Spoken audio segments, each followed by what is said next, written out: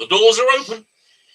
So where's your at? Evening, all right, Kiwi. I was just having a wee, and you're booting on the pub door. Landlord and landlady are trying to get themselves good looking for you, ready for tonight, and you're booting on the door. But anyhow, welcome to the pub, everybody. Good evening. Hope you're all good wherever you are in this glorious world of ours. Oh, see, look, pre-tested by Kaz. What have you got there, Cass? Oh, look, ain't that smart? Oh, they're amazing. They are. Where can you get them from? I don't know, Jason. Blimey, you better have one. Do you know what? They're multi-purpose. You can wear it that way. You can wear it that way.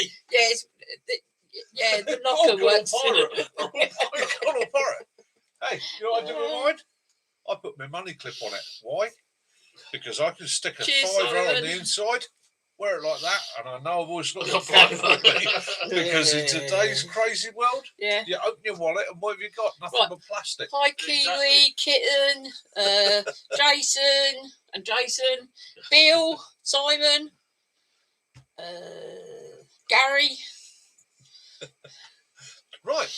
Evening, everybody. I hope you're all wonderful wherever you are in this glorious world of ours. I'm going to take my hat off for a minute so I can see the screen. Yeah, they forced me to come on tonight because I was... Yeah, Kaz wasn't feeling up to it. She was being the right model. Yeah. We picked her up, dragged her upstairs by her ankles, and yes, there's still a mark on the stairs from Santa. Was that where he was sick? Yeah. Right. Oh, what you're on about? Yeah, it is cold outside. Sorry. Yeah. Kiwi, not a problem, mate. Yeah, boot the door. Let us know if you're here a little bit early, and if we get a chance, we'll open up. So, my tip of choice for me tonight, I'm on the Kronenbergs. I'm not on hobgoblin. That's lemonade. Yeah, and Jace is on the Pokepola. So he's Willow said he's trying to lay off the booze because Willow's been drinking too much this Christmas. Oh, thanks, Simon. Anyhow, I hope you're all good wherever you are in this glorious world of ours. Tonight's main subject, I suppose, is about prepping your ideas and thoughts in this crazy world we're in today. Because I went through some statistics today. Like many? Kent and Sussex, 17,000. And I'm only going on the south. I haven't looked at the rest of the country because the stats are all over the place. But in the south, Kent and Sussex, 17,000 homes without water. Have been for the last week and a half. Over Christmas, there was 150,000 in Kent, and there was about the same in Cornwall as well. 5,000 people in just the south, and that's all I could find statistic-wise was south. So in the south of England, 5,000 people have been without electricity for the last week and a half. Yeah. Week and a half. It's not on, is it? You know, so when we talk about prepping, and again, bear in mind that the world is getting a bit silly at the moment, and I'm not going to get into the political side, so don't start throwing up your opinions about various leaders and all the rest of it, because none of that really matters, because we're ordinary guys. What we say and think will make no difference there. But I will say this much, in this crazy world that we have today, where leaders seem to be thinking about other things other than their own people, things are falling apart. People are suffering. Now, I'm not being a doom and gloomer. I'm not saying that it's all coming to a big end. But I will say at the moment, the thought process doesn't seem to be on local stuff and what people need and sorting out people. It seems to be on other stuff, and their eyes are off the ball. So things are going wrong all over. And we are noticing the shops in the old shelves, and it's not down to people going to say it's down to drivers of certain big articulate. No, it's not. No, it's not. There's all sorts of problems brewing at the moment, whether it's farmers blockading supermarkets, which I'm all behind. Okay, pay a fair price to the farmer. Farmers. Stop the supermarkets robbing the poor buggers. So, there's all sorts of issues coming up. And it's the preppers, the people that are prepping, the people that have prepped, people that have those bits put by, they're the ones that are going to have the advantage, right? The people that sit there, and I met somebody today who turned around and me and said, bollocks, it just never changes, it's always the same old thing, it's all right. So I said to him, what if you're one of them 17,000? And he went, what 17,000? Some 17,000 people that have been without water for the last week and a half. No, it won't happen where I live. No, we've never had any. We've done that before, haven't we? Take the full response. I've had to turn up to places to sort of get the old water companies out of the poop. So prepping is what we're on about tonight. What do you think? What do you have? What are your concerns? What are you prepping against? And I am interested in what people are prepping against. I don't mind if it's a zombie apocalypse. I don't mind if you think You've got to go shopping on Saturday, do that. there is going to be a global economic collapse or whatever your theories. Let me know how you're thinking, what you're doing, what your plans might be. You might have it right there, You John. might not want to give me the full details, and I quite respect that, because as preppers, one of the things we should be doing is being a little bit protective of ourselves, a little bit of secrecy. But again, John's saying here it's been a downhill slide since they got rid of Hexy. It's his conspiracy and he's sticking to it. I will go with you too, mate. There, Yeah, hexamine, the removal of hexamine from the British public was a sin. You know, at the end of the day, it makes me laugh and sit there and say, "Oh, hexamine is dangerous." And the last time I heard of anybody being hurt by hexamine was a squad setting fire to his own gloves. There we go. But yeah, the shelves. It's shocking that in this day and age that Kent have been this long without water. Well, it's supposed to be a modern world, isn't it? Especially Kent is one of our main harbours to the rest of the Europe, isn't it? I mean, Derek. Do you think it could be the French? They've They've turned the taps off. But you know, it's Dover, Folkestone are all in Kent. Yeah. And that's two of our biggest ports. Yeah. Yeah, as Benny said there, one of the simple things you can do is get yourself a good quality water filter. You know, so again, it's that thought process, isn't it? And also storing water. So, John says the next government will outlaw tea for you guys.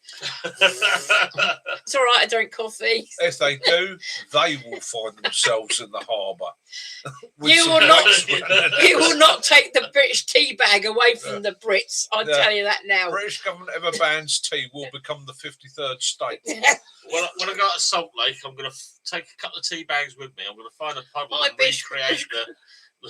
I bushcraft rebooted. Bushcraft 76, rebooted. Yeah.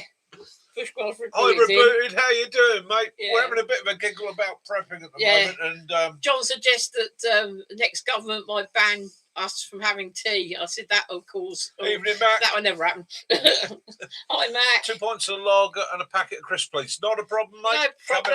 Coming up. Stealth, how you doing, brother? That was a good Hope you're comedy good. programme, that was. That was good. Cookie, how you Hi, doing, Cookie. Hope you're great. Belgians. Behind it all. Belgians. I'll tell you what, if they ban chocolate as well, they have really got something wrong.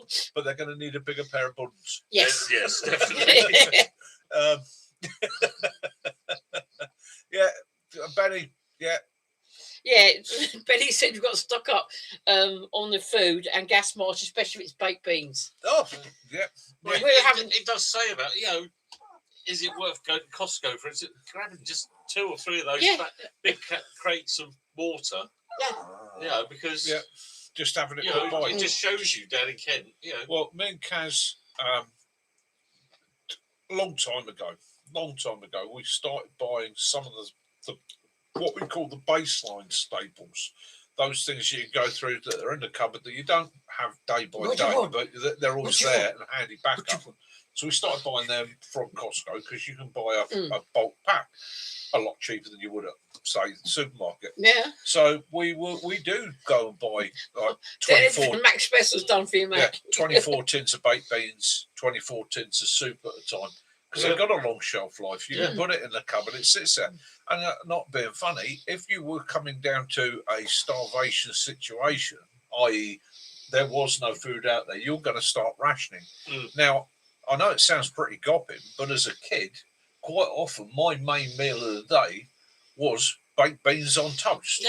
Yeah. Simple as that. It was a couple of slices of toast with baked beans. So if you can make or supply yourself with bread and a dollop of beans, right?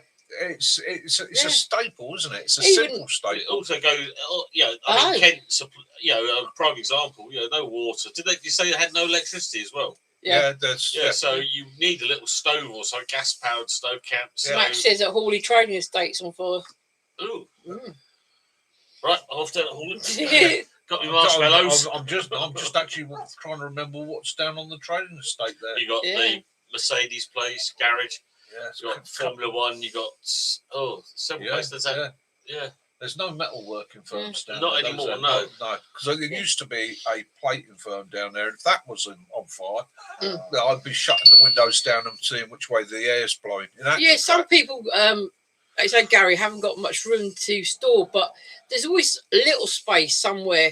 If you sort of condense down plates and that, you've always got a bit of space in your cupboard. It's like if you've got a bed that's got a gap underneath it, you could either put it in. You can get those when you go to Costco's and that. You can get the paper, the cardboard trays, can't you? Yeah, and that means you can just slide it. I'm just going to move the camera to show you guys Oh God, that's scary, isn't it? Mommy boobs and boobs. Oh my God! Right, If I can move this round Cheers, there, mate. you can just see behind Willow that underneath the cupboard down there. Yeah. Okay. So underneath the shelving unit, right? So that's stacked out. That has 60 assorted tins in it. Okay. So that's 60 assorted tins, not necessarily high quality, but 60 assorted tins of things like soups, pulses, things like that are there as an emergency backup. That is my part of my prepper pantry. On top of that, things like you're right, dried rice. Yeah, store milk in the toilet system. You can get buckets of water and put things like that in, and it's that cold at the moment. You don't have to sort of. And a lot of those tins, and you British guys will know it. They're all Happy Shopper. It's all the cheap stuff because again, you don't have to go out and spend a fortune buying caviar for an emergency situation. You're going to just want something that's a simple backup. And yes, I cycle through it. Kaz uses some of the soups and stews as part of the base occasionally. So it does get used up, but as it gets used, it gets replaced. But other things like packet soups, the powdered packet soups, don't take a lot of space, can actually provide you with something, I wouldn't say it's most nutritional, but warming and filling.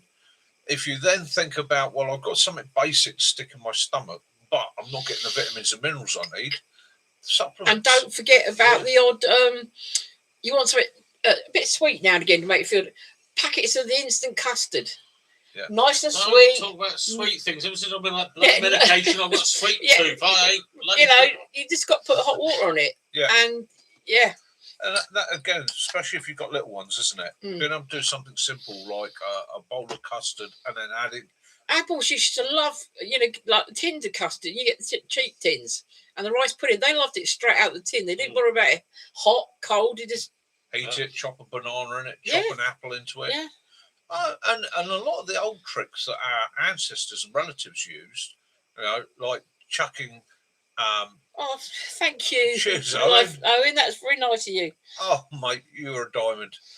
Chucking a couple of apples that are getting a bit old into a frying pan with a little bit of sugar. Yeah. And just caramelising the apples. Baked apples. Oh, I love baked apples. Baked apples. No, I can't eat this. It was the simple recipes that were, in actual fact, I think most of like my mum, your mum, our grandparents and that were geniuses at looking in the cupboard and going, if I don't use that today, I'm going to have to throw it out. So what can I do with it to make it? Making your chips with leaving the skin on. Yeah. Just a bit of roughish for you. It does.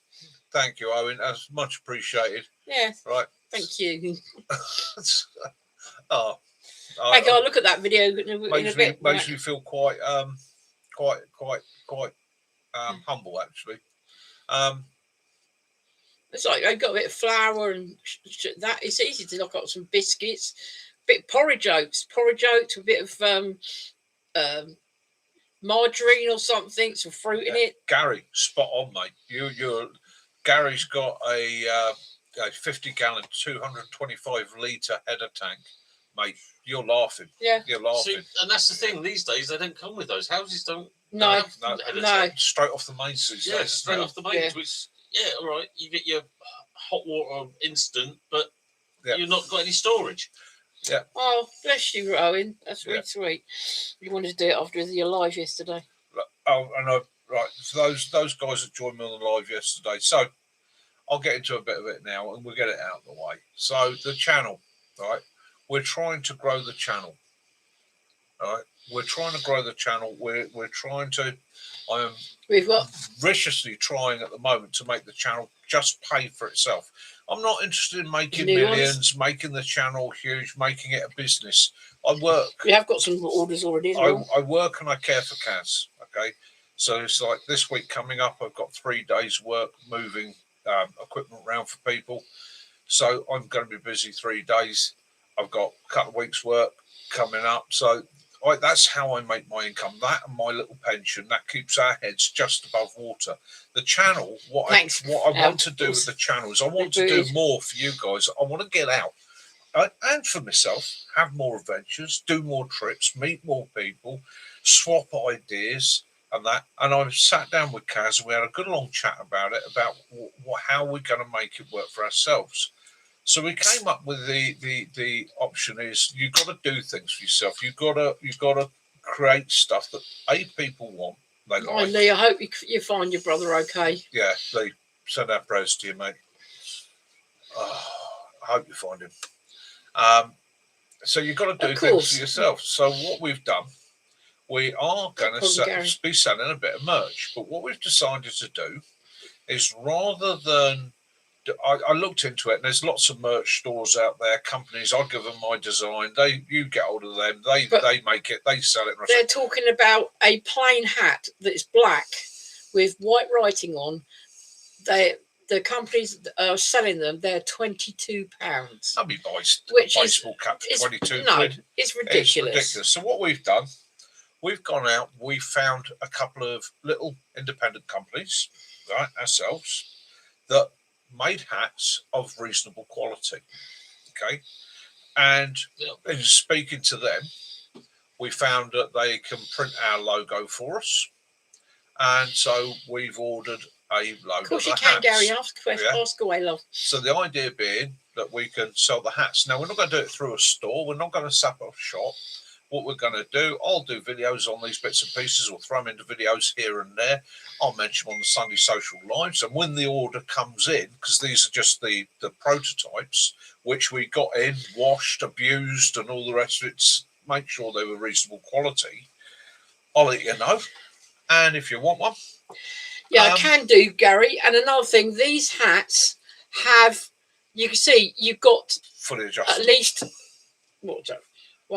at least 3 inches adaptability on them.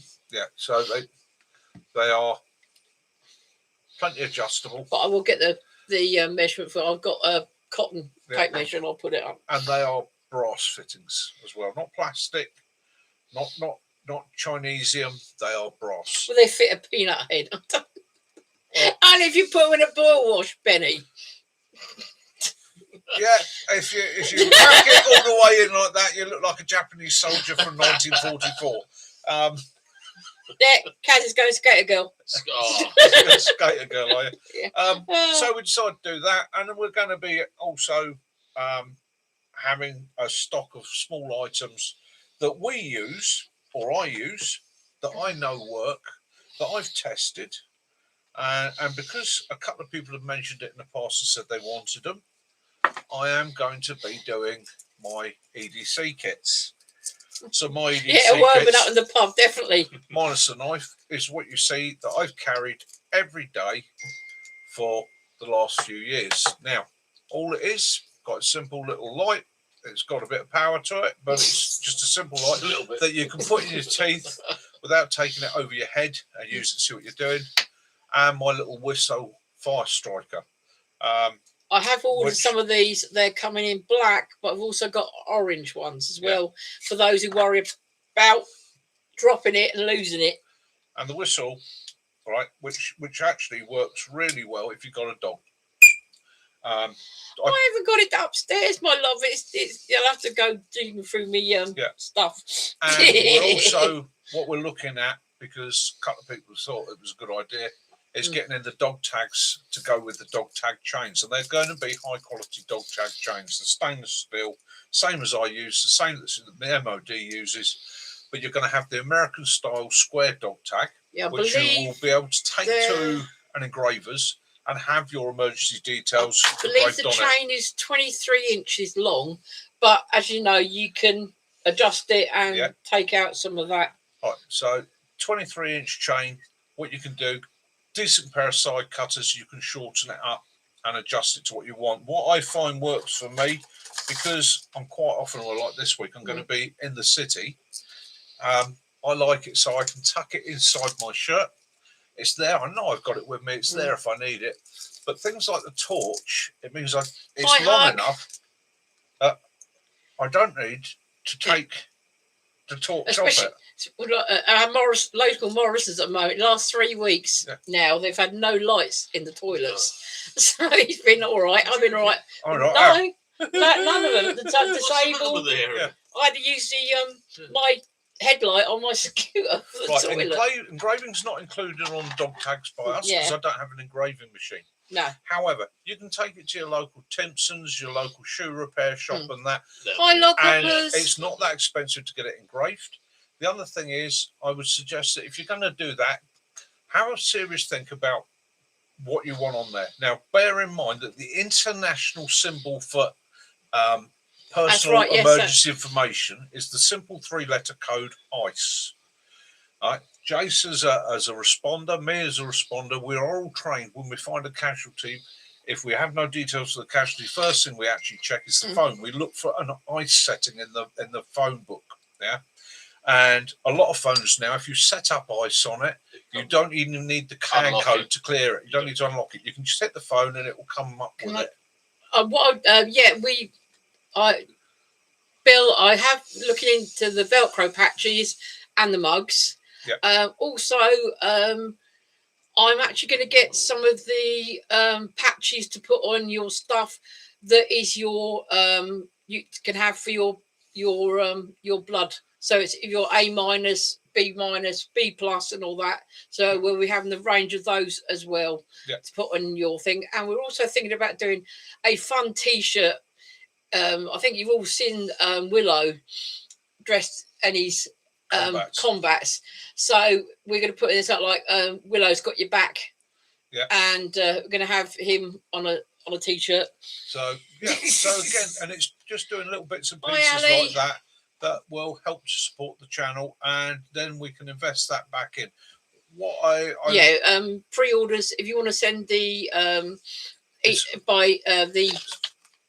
that's our email. At the moment, we're working out the prices, but we're not going to be charging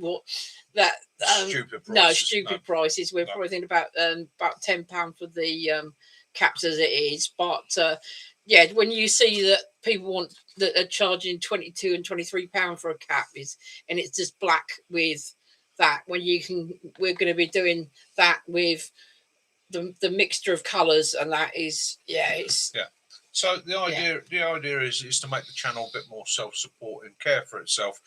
We're going to have Hampshire Outdoors and Survival, the patches as well. We've had a couple of companies, they're sending us the blanks, samples. Also got another company in London getting hold of me tomorrow about the mugs. Yeah.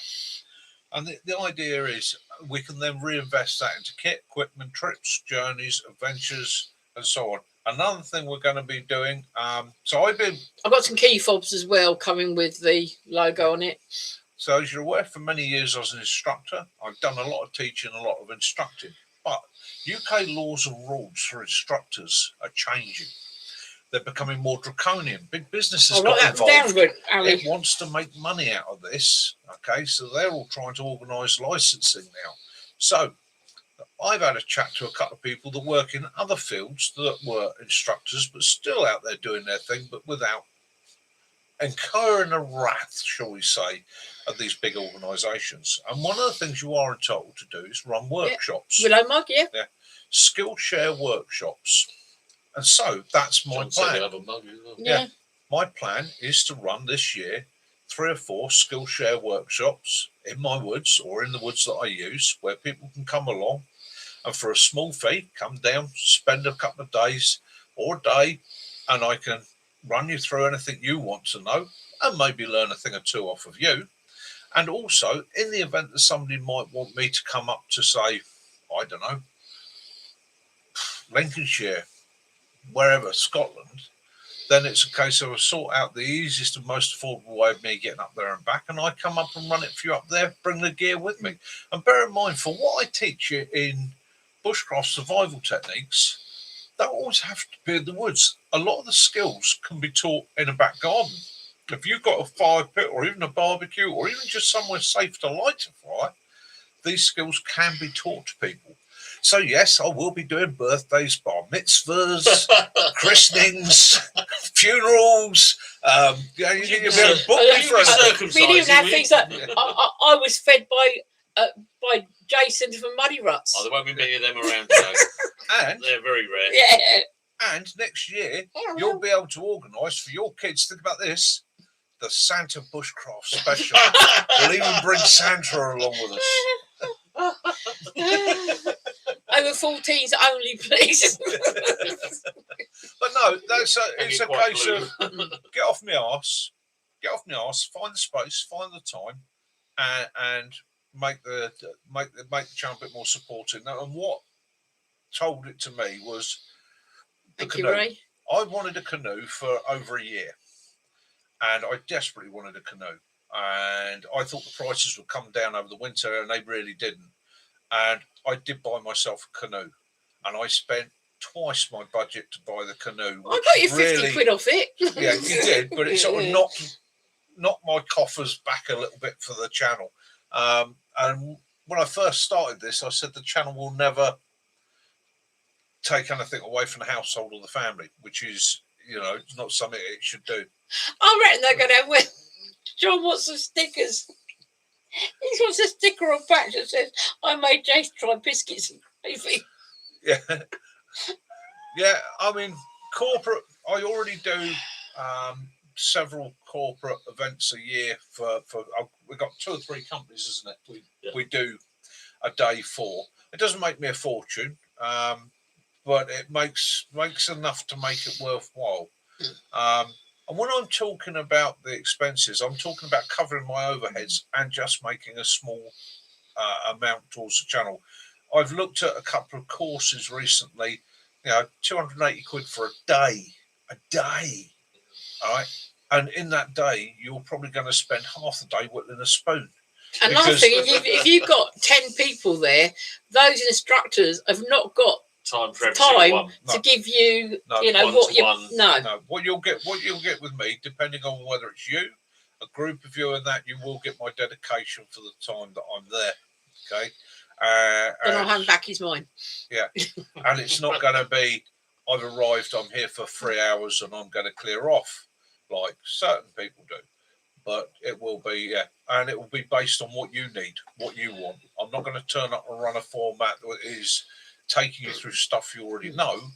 It's going to be an idea of what do you want to know, what do you want to learn, what techniques do you want me to run through with you and help you with. Okay, so that's the idea, and I can bring anything from the kit reserve that you would want to see. And if you want, you can have Willow. Even bring Willow. Why even bring Kaz? Why bring Kaz, Jason, and Willow? In my vehicle, in my chariot, my big green chariot. So, and that's the idea. So, make the channel self-sufficient. I noticed Mod and Tara in. Hi, you. Hope you're doing all right, my loves. Yeah, hope your day's going better for you. I hope you're doing okay. And right. Lee, I hope you managed to track your brother down in Norwich tomorrow. Yeah. So again, it's a difficult world out there. Getting back to the prep thing, it is a difficult world out there. Things are getting a bit crazy at the moment, and I don't want to do what a lot of other people do and go, oh, No, it is tough. We're living in a scary world and a scary time at the moment. Some people that have been in certain roles have already been notified that they may be on a recall list. So it's that and that isn't to go front line and attack Russia or Ukraine or Australia or out of Mongolia. That is. Yeah, I don't get jealous anymore. Yeah. Ali, we've been together since we were 19 and we're both 60 now. So. 41 years, you know. Solid. There's no worries there, is there? Yeah, no. No worries there. So The you funny know, thing you get jealous about is the fact that I've got more hair than he has. you had to bring that up, didn't you? Had to go there. Yep. Okay. So, she did. She went there. She went there, did She she? went there. Yeah. Okay. On a bus without a ticket. You're all witnesses. You saw that.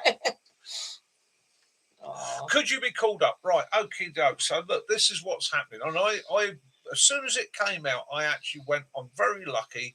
I'm in touch with a couple of, not right at the top, but quite senior people that I've known for many, many years. And I sort of got hold of them and said, look, what's going on? Is there Because they anything did to worry say about? 65 now. Right. So what they're actually saying, this is the thought process. Those of us that are 65, still fit enough and still capable enough, right, are not being earmarked for the front line. What we are being earmarked for is a possible reserve to run training facilities, That's a good one, camps, Bill. administration, stores. They're looking and saying, if we had to mobilise all our young men, how the hell can we pull the numbers? And the only way they can pull the numbers now, with it being the way it is to replace guys that are in permanent roles. So they would be looking for people to run the stores. Well, you can't just take Joe Blogson down the road. If I turn around to Jace, now, yeah, he's been a military chef, but if I suddenly went into a terminal work, this keys to the armory, mate, sort it. There's just going to be a big bang later on and somebody's going to come out bleeding. Yeah. So you can go to people like myself, and you can go to.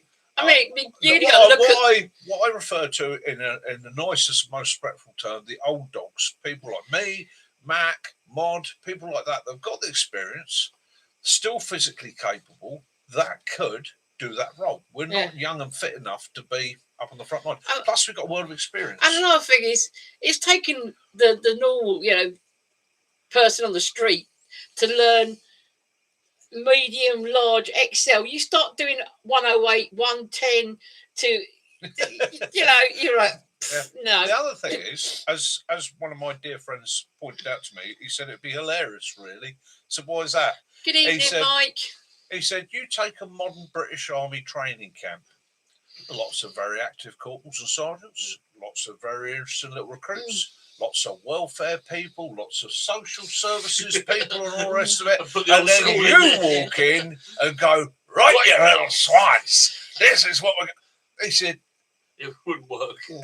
But it's what it needs. It's what it needs, yes. Yeah, it's what it needs. We need to get back to some old-fashioned values. Mike from Inciskin. Mike, how you doing there in Minsk? I hope you're all good, mate. Mod, we know that you are the greatest in the wood. You and Tara and Dog, they ain't going to find you ever. It's like those photographs. You go, right, if you're a sniper, can you find this person? Yeah, it ain't happening. It ain't happening. Well, the other thing is, of course, I mean, Mod probably end up getting selected for what we used to, or what was called in the old days, the stay-behinds. Yeah.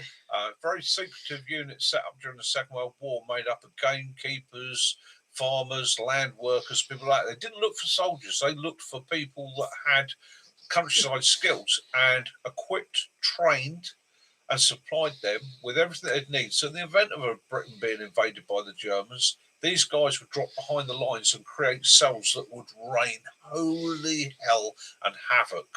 Okay? That's what I think Mod would John do. says if you're going to stand up Dad's Army, he said he'll nick the trunk from the local butchers. We know a lot of local butchers that have got those sort of trucks still. They've got modern engines in it, especially that one down at Fording Bridge. Yeah, where I get my faggots from. Yeah, Dad's Army. We look, and again, Dad's Army. Little holes. I love that with the little metal things spring out. And you see the old 303s their rifles come out. We all laugh about it because we watched Dad's Army, and that was a bloody good parody. It was a great series. It was great fun. But in all reality, that Home Guard, the reality of the Home Guard, was actually essential, and in a lot of places, very professional, very well run, very well Eventually, well organised, equipped. and very well equipped towards the end. Yeah, Ali, they'll never bring back the old it's old like- stress positions for the recruits because all you've got to do is show their little yellow and red cards and Oh, they get. rip. Out Oh, goes- sorry, Yeah. sunshine. Yellow card. What? Yes, I'm What's you want I'm about yellow card? colourblind. It doesn't matter. I was going to say that. But Sergeant Major Mitchell, you can't say that to me. What's that, That's sunshine? brilliant. I'm colourblind.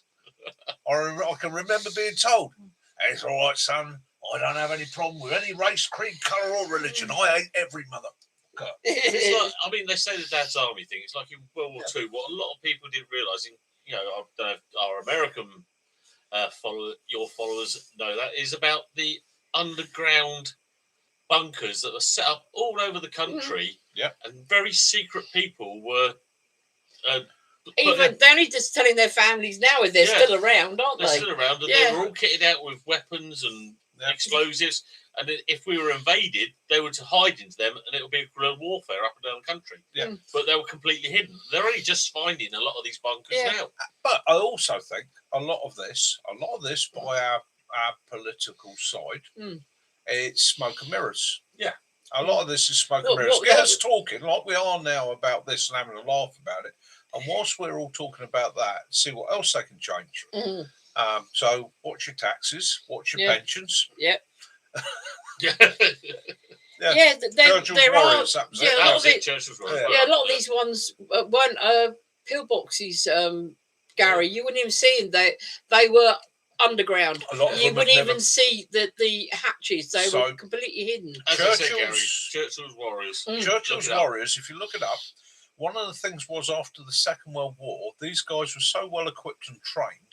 One of the last things Churchill did was disband them with the instruction: you are to carry the knowledge of what you've got, where you've hidden your You're right, stores, to your Jason. grave, because these said we've already places been were invaded. set up, and these organisations were set up, and there was no record of them. It was that secret. There was no record, and he literally said, "You will carry the secret to your grave." Okay, so that in the event, even after, as we started to come into the Cold War, there was still that legacy movement there. This secretive cell of organised old boys all over the country that, if need be, could use their tactics as guerrillas to deal with whatever was A lot of the old approaching. poachers. They were. That's what they They're look for. sneaky. So They looked Yeah. for poachers, gamekeepers, farmers, labourers. They looked for country boys. They looked for people that could blend into farming, because not all these were in the countryside. Some of them were set up in the cities, in towns.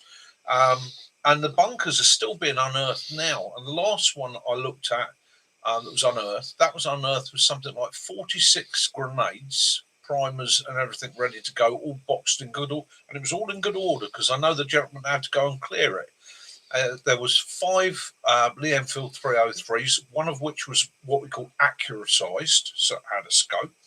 There was a whole selection of small arms, as in .22s with moderators and things like that. There was explosives, and right at the Nice. back, pride of place, was a Bren gun. oh god. Right? And this was all stashed in an underground bunker that was set up with escape routes or escape tunnels and that ready to go. The old boy that had basically knew about it, he died. The land got sold, and he had been the operator for this. This had been his baby, and he kept it secret all his life.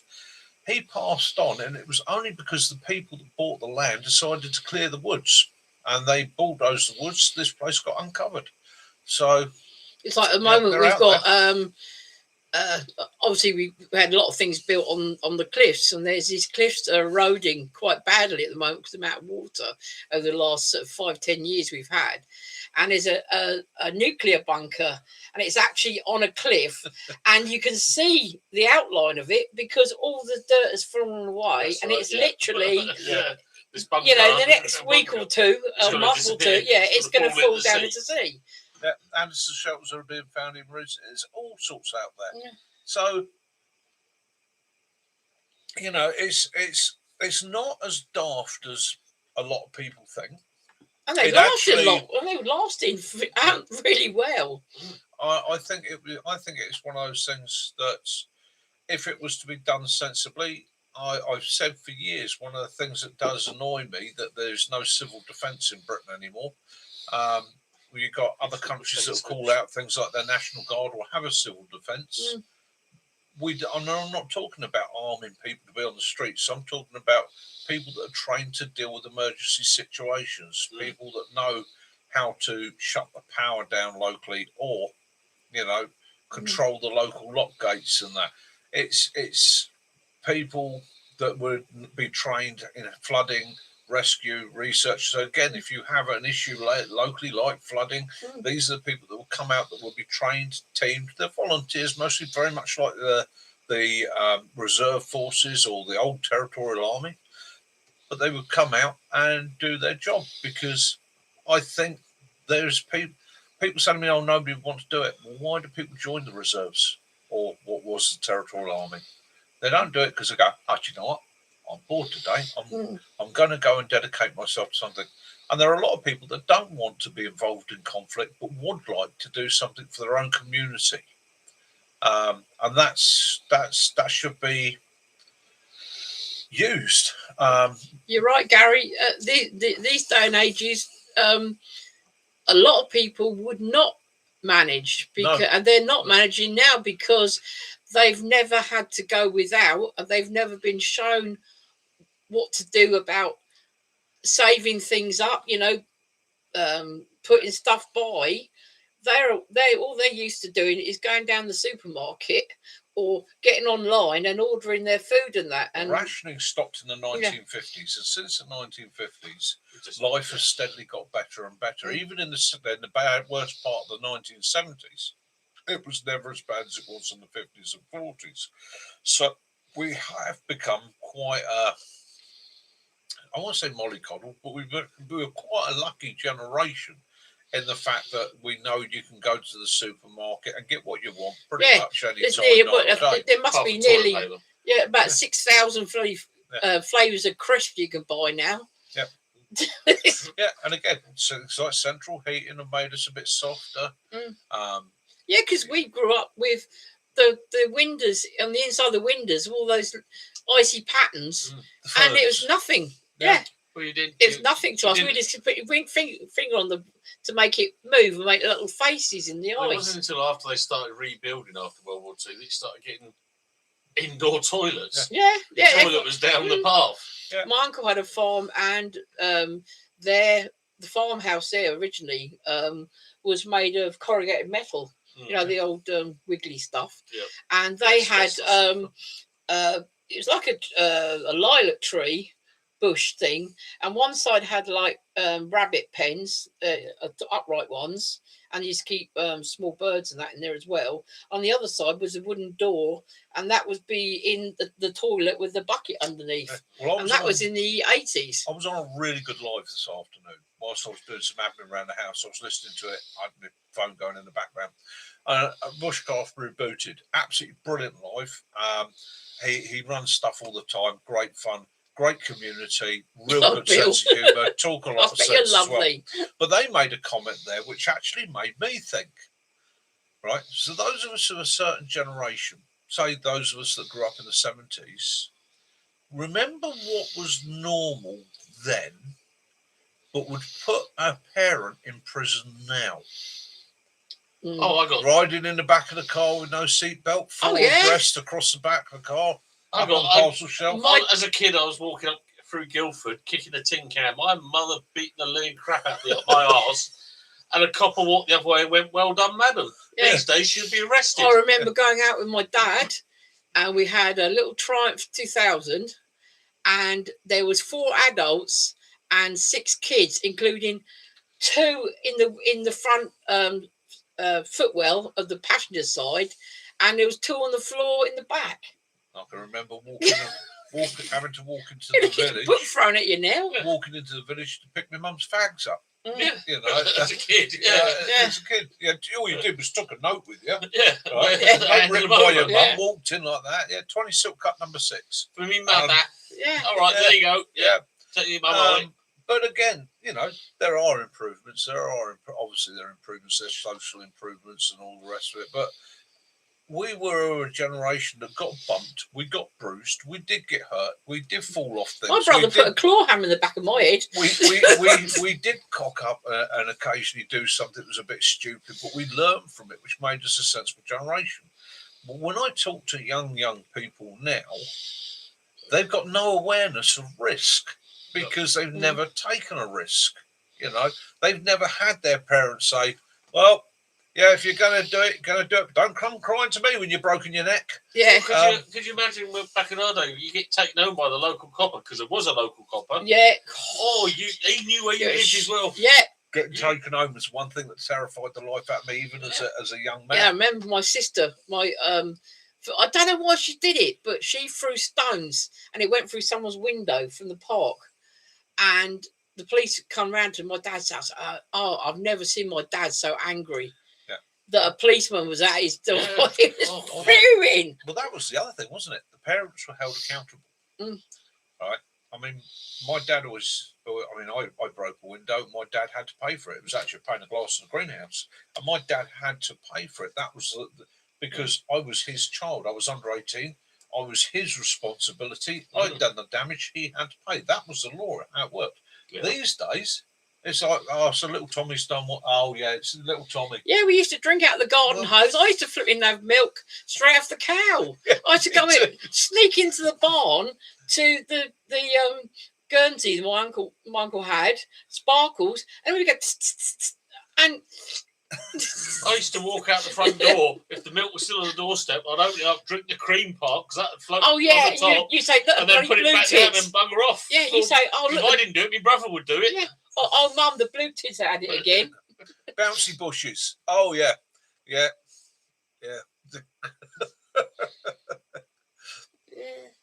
Bouncy bushes. Yeah, we tried that with Imperial. We tried doing, when the kids swears, put soap in their mouth. We tried that with Dan. It didn't work, did it? Because he disliked it. He used to put teeth marks in the soap. Benny. Oh, mate. Oh, yeah. Gary was saying about you and your plant eating. Yeah. And your possible bat murderer. I've already told that story once in 24 hours. I'll tell it again if people want to hear it, but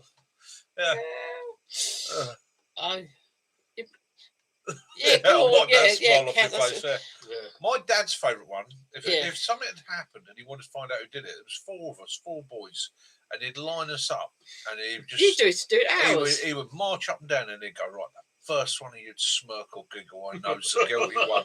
And of course... You can't help it as a kid, can you? Well, you see your ass. He goes, first one along gets it. You're going to get a right old clip. Wow. You still can't help but giggling and poking your brother like that, trying to make him laugh. Yeah, I told you once, I told you 1,000 times. Isn't it? I don't know what else. I can remember hurtling down the garden away from my dad. I can't remember what I'd done wrong, but I can remember him shouting, "You can run as fast as you like, you little sob. You got to come back for your tea." Yeah, I remember me and my brother were left but to fend for us. Mum and dad had gone shopping, and I'd said something that really upset my brother, and I ran upstairs and shut the bathroom door. So he kicked a hole in the bathroom door. Yeah, of course. We lost all our pocket money to pay for all the fillers, and it took a lot of filling. Oh no, Chris W. Outdoors, rest in peace. Oh dear. Oh dear, that is a shame. That is a shame. Ali, thank you very much. Yes, thank you for letting us know that. Chris W. Outdoors has passed. So. Yeah, so a fellow bushcrafter, outdoorsman has passed. May he go to his rest well. Yeah. May he get to tramp those happy woods in the sky. Well, we will all meet again one day. Yeah, what a party. And Sticks will finally get his ambition of making everybody do bow drill. It's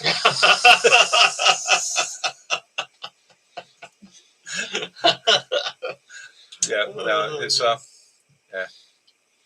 Yes, John said there, and we all turned out okay. Yeah, and we did. And the thing is, it made some of us are quite sensible, apart from people biting plants. Your childhood makes you what you are now, isn't it? And when I talk to people of my generation, the generation before me, and the one just after me, I tend to find quite sensibly minded, thoughtful people, on the whole, that have a reasonable rationale to life. It's because, yeah, because that's how it is. We are a generation that was created by our parents. What you learn as a kid is molds you as an adult.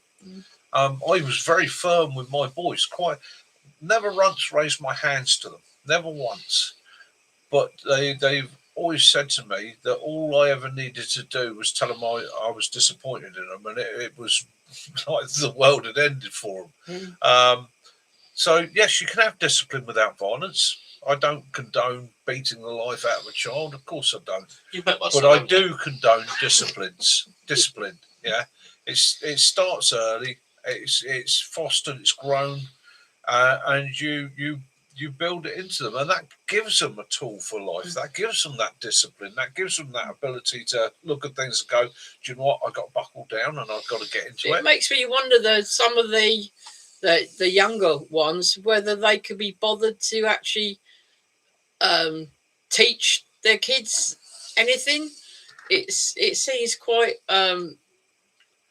they're too interested in what's on their YouTube and not YouTube and Facebook and Instagram, and they just don't seem to want to, and they're the ones that are going to be kicking off that they've got nothing. Look at the people that they're following, and the so-called, and I don't like the term at all, but the influencers and that. Yeah, you know, it's that's the problem.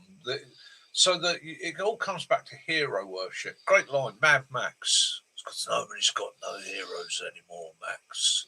Right? Yeah, it's true. Reboot. The heroes, definitely. The role models that you looked up to as a child, the things you aspired to be, made you or helped to make you what you are.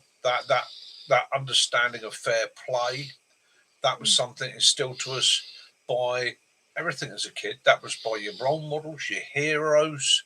The good guys wore white hats, the bad guys wore black hats, all that sort of thing. It's what sets those initial boundaries, is what teaches you when you're young. But if the only thing you've got to teach you when you're young is a Teletubby that's waving its boobs about, what are you going to become as an adult? That's very true. Like Ray was saying, a lot of young parents now, they can't be bothered to potty train their kids. They expect the teachers to do it when they get to school and that, and yeah. I mean, changing the subject slightly, I did show you a video this morning of a young lady with a very big Seax sword, Viking sword, and this young lady was in the woods, and she had logs that were yay high and about as the girth of about like that. And again, sorry. And she was cutting these logs up for firewood with the sword, and she was just like that. And I'm not saying this is, and again, I'm being very general when I'm saying young people of today. Hi, Bushcroft, Sussex. There are a lot of very sensibly minded young people that get out there, teach their kids about the world, engage with their kids and all the rest of it. But there is also a lot of trouble brewing for the future generations.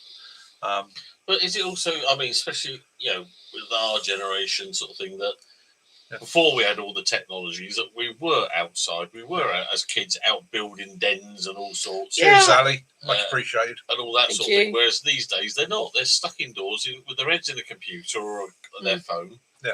And the parents don't really. I should take my brothers.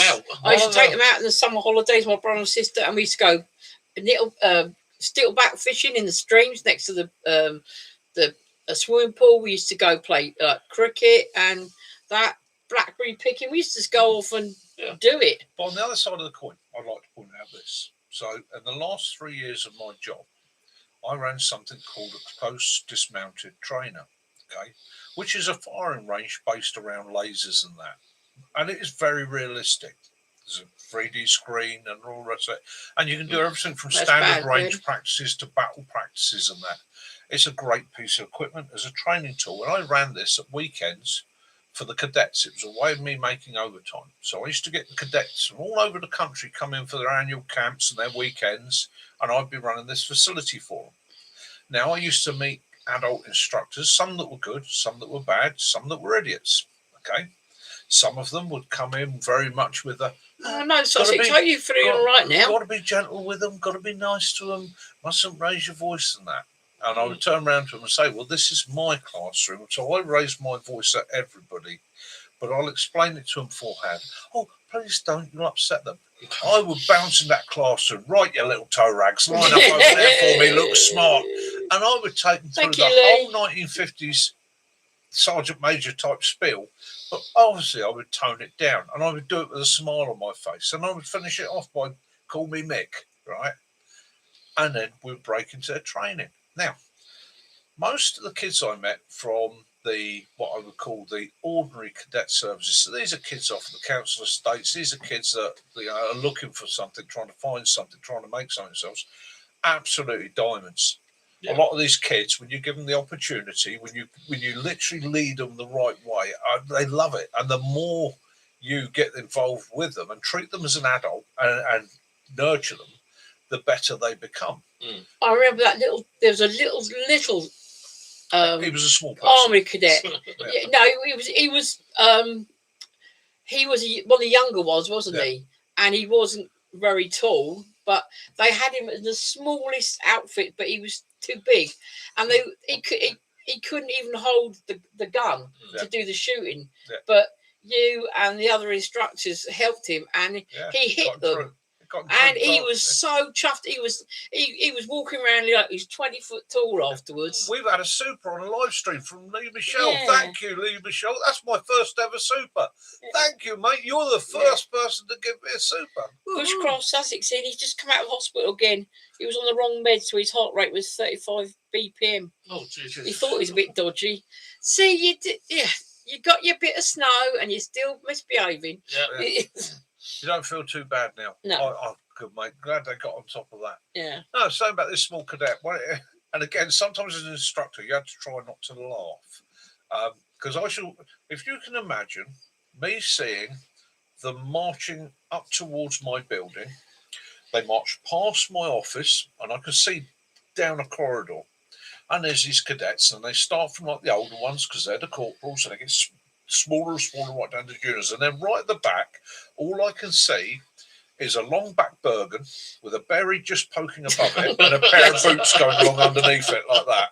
That's all you can see from behind. Yeah. And when he came in and he took his Bergen off, he literally did that with his arms and walked forward, and it just stayed there on the floor, which was hilarious. Bless him, his parents, his mum had rolled his combats, got him the smallest pair of combats they could, and they'd obviously taken them up for him to the point where what should be his thigh pocket was coming halfway down his shins, right? He was such a lovely little But kid. But, this kid had so much spirit. and all the others were backing him. Yeah. They were standing there, they were clapping him, they were really giving it, Real team effort. Yeah, really good. And that was quite inspirational. On the other side of the coin, I also worked with a couple of what we call CCFs. Now, these are kids from private schools. They don't want to be in the cadets. One got flown in by helicopter. Well, Yeah, really? Yes. quite often they're forced to join the young cadet corps within the private school. Now, some of them are great kids, and some of the schools are fantastic. So I'm not knocking them all. But there are one or two out there where I found myself letting rip at teachers, where standards just weren't where they should be, where people wouldn't take things seriously, where everything was a stupid game. Yeah, that was just the way it went. But again, working for those 3 years, doing those weekends, working with the cadets, I did actually realise that we often look at the next generation and go, oh, what are they going to do? They're useless, they haven't got it. They have, they're no different to us. It's just that what they are surrounded by is different. The technology's different. They don't go outside to play. Of course they don't. If we had all that they have when we were probably wouldn't kids, have done it either. we wouldn't have gone outside, you know. And if it wasn't for the fact that our parents used to turn around to us because we'd just be sitting around on the sofa taking up space, get outside, get some fresh air, Yeah, get Carl away. was saying we had to look after all the kids that got chucked out of school when we were at college. They caught them gamekeeping. It's a lot of them as well work really well with those inner city farms and that, looking after the horses and the chickens and things like that, because it's something different and they really thrive at it, don't they? If you want a simple statistic, look at the Special Forces world. Okay, now I'm not claiming to have been Special Forces at all. I have worked quite close with them, right? But I'm not Special Forces, never have been. So I'm not claiming to be SAS, Royal Marine, Paratrooper, or anything like that. But in my work of providing them facilities, training areas, equipment, and assisting them with training sometimes, I got to work alongside them or with them. And there's the amount of guys I spoke to there, and I talk to them and I say, why did you join the army? Oh, yeah, rough childhood. I was a right rogue me. It was that, or I'd have ended up, a criminal, or I'd have gone down or anything. So, in actual fact, a lot of these kids and a lot of these young people, the military becomes the goal they need. It becomes the discipline they want. And this whole thing of shouty people, those kids aren't frightened of shouty people. If you're getting a smack on the nose regularly, or you're getting bullied and things like that, joining the military, you're suddenly like that. This is nothing. Bring it on, okay? But you suddenly, once you've gone through your initial phases, the camaraderie, and that's one of the biggest things that you get out of it is the camaraderie. And then once that camaraderie and that spirit builds and that faith in oneself, that's why we have these fantastic people. And a lot of them, if you go and Google through them, look at Big Phil Campion, go and look at some of his chats with other guys from Special Forces, because he always says to me, he always starts it, well, where did you start off then? What was your childhood like? What brought you into this? Yeah. And you sit there sometimes and you think, blimey, what would you have been if you hadn't gone that route? Where would you have been? So, yeah, you can't really sort of say it is a generational thing, because it's not. It's more. I'd say it's a societal thing than a generational thing. Yeah. If you give kids the right place, goals, equipment to get out there, play rough, and get dirty, they will. Yeah, boomers. Yeah. I don't know what they call us. What the boomers, we're the boomers, are we? Yeah. Because the baby boom was 1965 and that. 1960s, yeah. I always like playing with explosives. It was brilliant. That's not what they call us boomers. No. Damn. But yeah, it's good. You got another lot of scouts as well. You've got another scouts this year. Scouts. Yeah. Looking forward to it as well. I enjoy it. It's again enthusing. So that's another thing I find with young people today is they want people to enthuse with and interact with them. It's, in a lot of cases, that's what they're desperate for. They're desperate for somebody. They're expecting you to be aggressive with them and things like that. And it's when you're not. I think it's getting them out of a certain peer group, isn't it? Yeah. But if you get these kids that are in that peer group where, I can't do that, it's not cool. You get them on their own. They are interested. They just because Owen, you do a lot of stuff with children with tennis and that, don't you? Yeah. So you got all the different age groups and that. He's just said there, absolutely, like the spark. If you can like the spark in them, it grows. It's one of the things we've got a responsibility to try and do, isn't it? It's to instill. My kids are wild hooligans. Barely play on the tables. I'd rather destroy my house. Yeah. But yeah, to pass anything on, whether it be music, whether it be, looking after animals, it's fishing. That's another good one. Kids love fishing, whether boys, girls. It's not just a generational thing, but apart from Dan, Yes. And me. Yeah, our son, 8 years old, didn't want to be fishing, so he threw the rod, He the looked- whole thing in. I looked round just in time to see him go Goes, don't like this. like that. And he went, "Oh dear, I haven't got a fishing rod anymore, Can't Dad. do that." I'm going to go play on the swings." Oh, okay, son, off you go. So again, So your kids are feral then, Sussex. We had feral. Yeah, all ours kids were had feral at some point. Ours- Yeah. ours, you Too couldn't, right. you couldn't keep them My down, could angels you? with dirty faces. They wanted to get out there and enjoy themselves. Even a bad day of fishing is better than a good day at work. Oh yeah, yeah. Good for the heart, mind, and soul, Yeah, isn't it? because it's not just, even if you don't catch anything, it's just the being out in the nature with the sounds of the birds and Any of yeah. my American friends want to watch a really good fishing series. I don't know if you ever got it in the States, but there was two anglers here in the Chris? 80s, Chris Yates and Bob. I can't remember his last name. Don't say Mortimer. But they created a TV series called Bob James. Thank Bob you, James. Sussex. They created a fishing series. Oh, I can't remember that. It's gone now. I can't remember the name of it. Passion for angling. Passion for angling. That was it. Passion for angling. And they coined a phrase. It's not about catching. It's about being there. Okay. One would And it fish with is- old style, and one would fish with modern style. Yeah. And it was one of the most beautifully filmed Until one went off the Um, other's wife. TV series about fishing. It inspired a lot of people.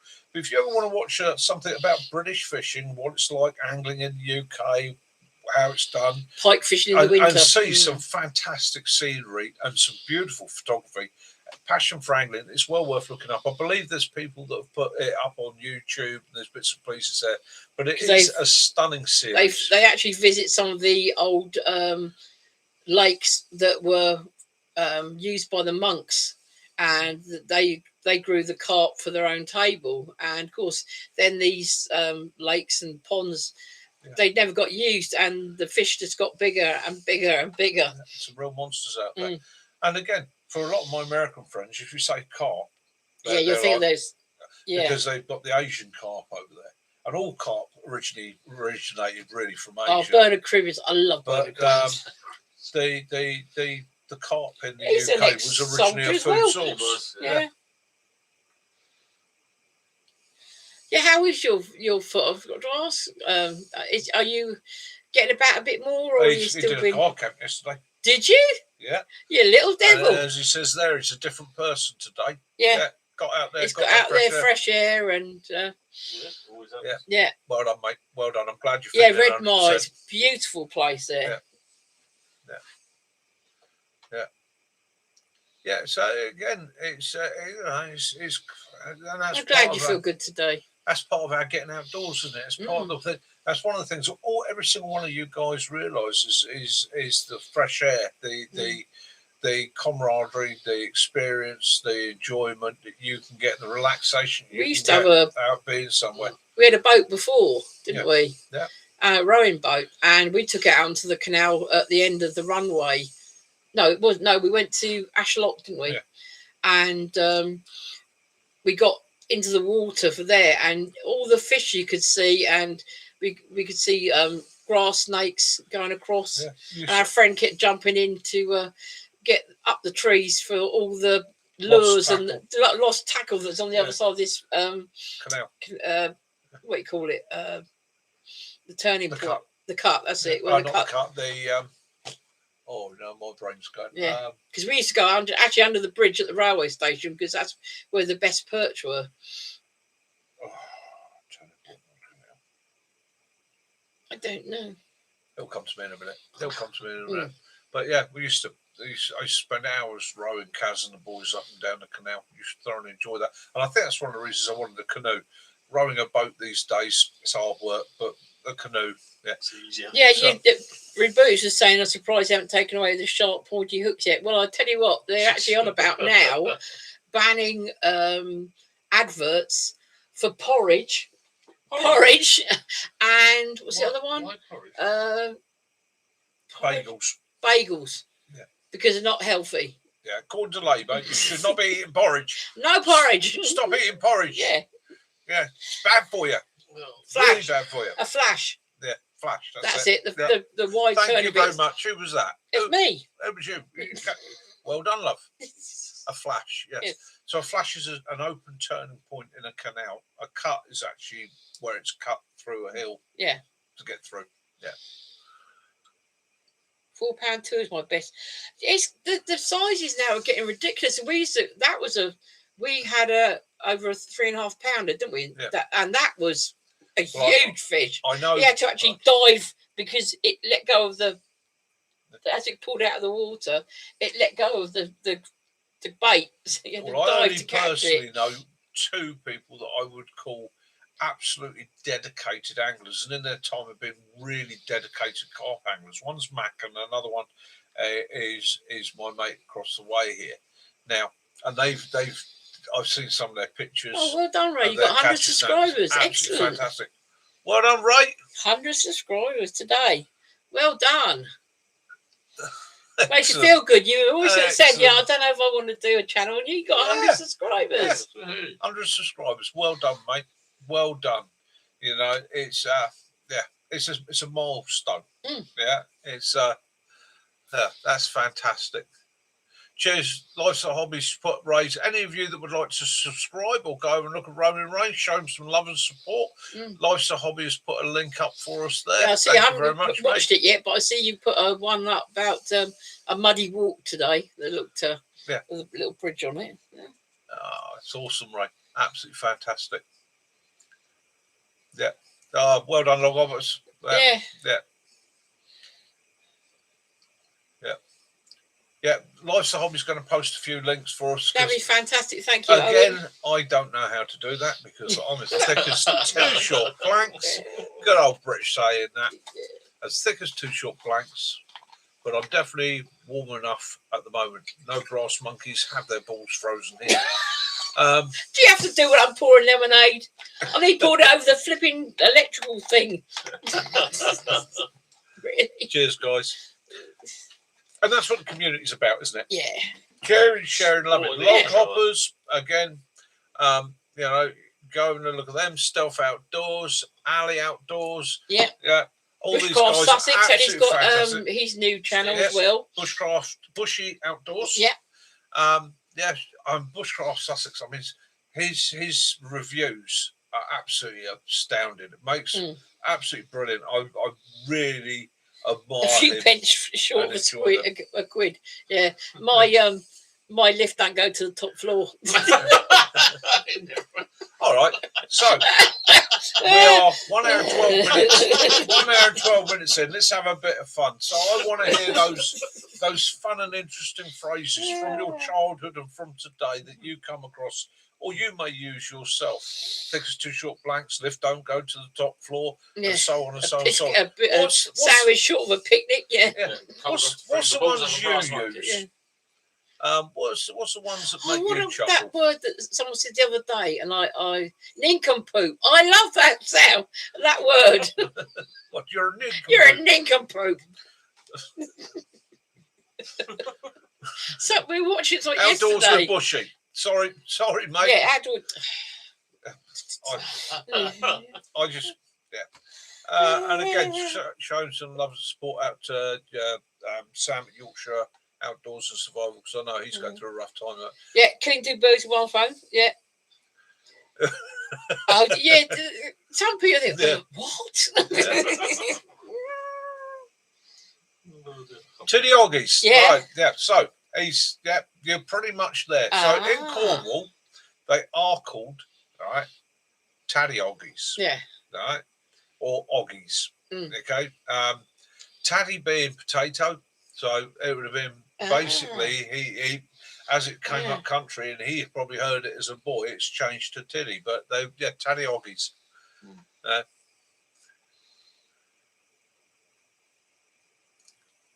mug with Hampshire Outdoors and a bodo underneath. Yeah. Lovely. I really thought you were going to do that. Yes, I'm so good at my stone. Look, 2 birds. All right, I'll give you one that I used to use when I was training people. What?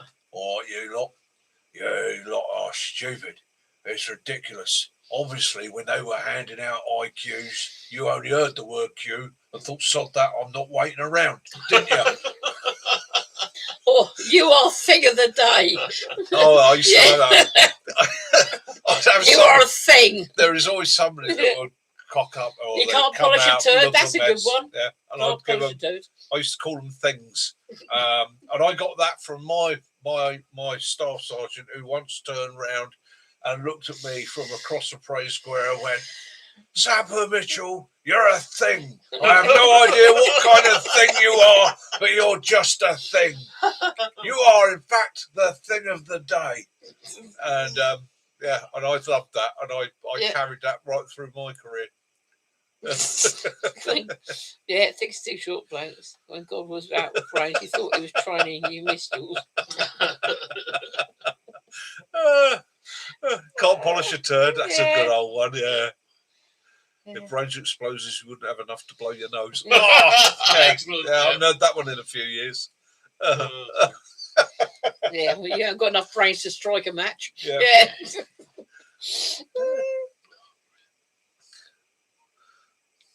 Sanders soup sandwich. Oh, That's a good one. I've never heard that one No, before, but same that's a here. good one. Yeah, sad as a soup sandwich. I love that.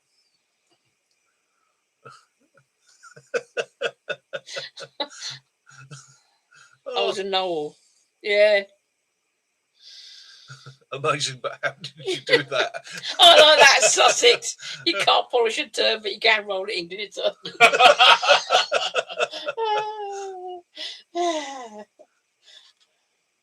If you had half a brain cell, it'd be lonely. Yeah.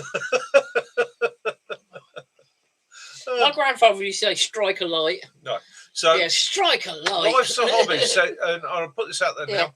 Life's a Hobbies asks any of you with a channel that wants a link put up tonight, Let all him you've know. got to do is just put on there, right?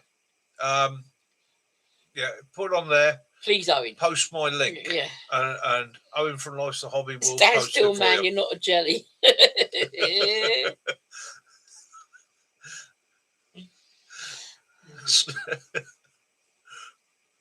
God was giving out brains. You were the test piece. More tea, Vicar. Yeah, yeah. Oh, yeah. Yeah. Whenever somebody farts, Yeah. more tea, Vicar. Yeah. Or cough it up chicken. Yeah.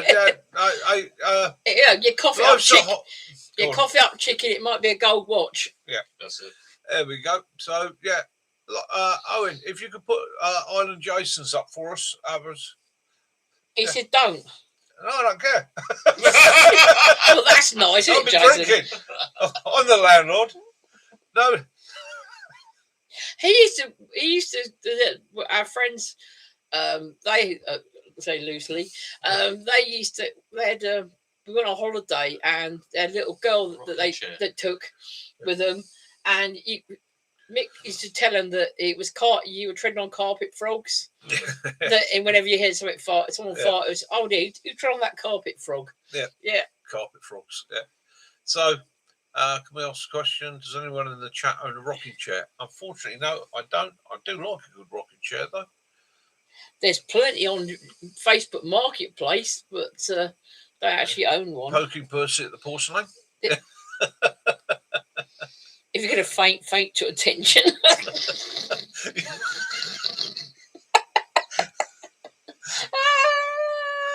Or getting docked fucking the following day, because you fainted. That was Yeah, wherever you may be, let the wind blow free. So something in chapel, let it rattle. Isn't it? That's the end of that one, Yeah. isn't it? I can't. In the name of the sun, light, and the resurrection erection. There's one. Yeah. You see a lovely woman walking down the road. There's got a bit of a wiggle in the rear end. You say it's like two ferrets in a sack. I always say she's got more swing than a car horse. Well, that's the country in me.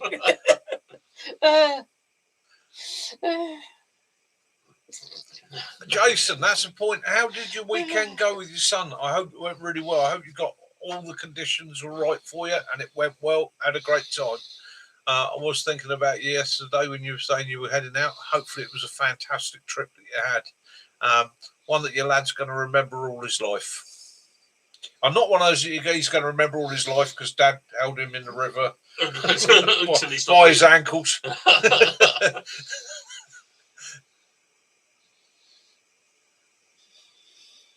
You used to carry Dan in your rucksack, didn't you? Yeah. If someone His has big an Bergen, in overbite, his big Bergen, Dan used to pop his head out the top of it. if someone has an overbite, you say they could eat an apple through a letterbox. Oh wow, we got his first ferro rod this weekend. Right, so please, guys, do me a favour. Go over to Island Jason. Go over to his channel. Owen has posted a link. Right, the algorithm's not been very kind to him because he's out on Vancouver Island. He's in a fantastic environment and a challenging environment, a really challenging environment. I know those arboreal rainforests quite well. I know how difficult they can be. This is a guy that goes out there and shows you could light a fire in a place where a lot of people would just drown in the air. Okay, he goes out into those woods. It is full of mountain lions, bears. Okay, so unlike us here in the UK who are having a night's wild camping and might get attacked by a deer, mosquito. all right, Yeah. he's actually out somewhere where one of the thoughts he's got in the back of his mind is, yeah, what's that large thing footstepping through the woods behind me? And he says, oh, there's not many here, but he has also shown bear poo on his channel. Yeah. And I think I would probably get a bit twitchy at that point. So, yeah, a lot of time and respect for him. Absolutely.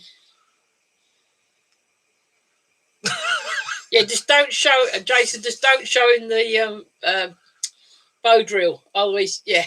If you drown, you're going to jail.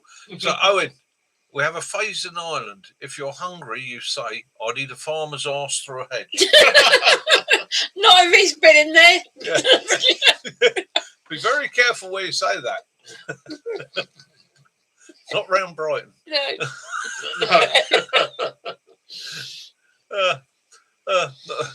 Oh, sorry, that was very rude of me. I should never have done that. I hope I haven't upset anybody. Well, our wildlife situation.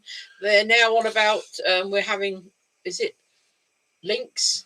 Yeah. They are going to let lynx Yeah, leave lynx in go. Scotland, and we are having elk returned, which will be quite interesting because it's bad enough when your car hits a flying deer. Yeah. We got around here. It's mostly like Sorry, Gary.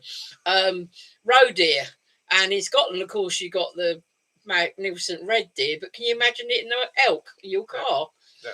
Your engine would be in next door's car. Yeah. In actual fact, Gary, I must apologise to you because I used to be one of those hooligans that used to turn up at the Brighton burn up. Yeah. And him. And me. Yeah, and her. Yeah. So I do apologise. I've many a time been. Actually, we've been to Brighton several times to watch to the Chalk, Awesome. and we saw Who? the Who, Yeah. the Mongolian rock band. Yeah. I've seen them twice now. There. Hampshire prejudice. I'm not prejudiced No. in any way. In any We used way, to go on form or coach manner. trips down to Brighton I all have. the time. Right, I'll get this out there. I am quite open in my humour, but also bear in mind that I used to be the head doorman at a gay nightclub. Right? So I have no prejudice at all. I don't care about people's sexuality, colour, race, religion, size. None of that means anything to me. You're either a good person or a bad person. That's my ethos in life. Yeah, it'd be nice to see the Wolves back in Ireland. But I'm also of a generation that laughs at many things. Jason said he said we need to watch out for the saber-toothed squirrels around here. His son actually asked him how big they are in real life. Bless him. See, now that's where you find out whether you're a good parent Or a bad bad parent, Yeah. isn't it? If you're a bad parent for the next 6 months at You various just wind times them in the up. wee small hours of the morning, you're going to wake up and think to yourself, why did I say that? And if you're a good parent, he knows that saber-toothed squirrels are only 4 foot long and they can fly. Yeah, watch out for Piccadilly addicted squirrels. Yeah, but where we said to you when you said the other day that you once see some what was it heroin or something washed up on the beach and turned up there, and we said watch out for the bears getting bear bears Yeah, on that- cocaine. Can you imagine the saber-tooth squirrel on a Oh, bit of Jesus cocaine? Christ. Gary, we may have possibly been described as a rough crowd that turned up on the beachfront Yeah. with our We motorcycles. may have been. Yeah. I think some people thought we were quite rough. Big old teddy bears, really. Yeah. Big old teddy bears.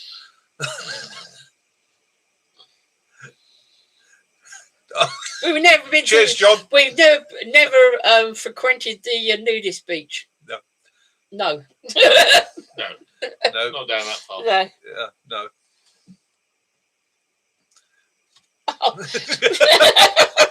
His granddad told him that he was bald because a shell took his hair off in World War II. Yes. Brilliant. It's not surprising though, Owen. He said the first time he saw green eyes of a deer, I thought it was aliens because, yeah, you got all different colours. Different animals have different colours, and yeah, you said about the aliens with their green eyes. You see a lot of green eyes looking at you. Yeah, Simon, have a great week, mate. Take care. No worries. Night, Simon.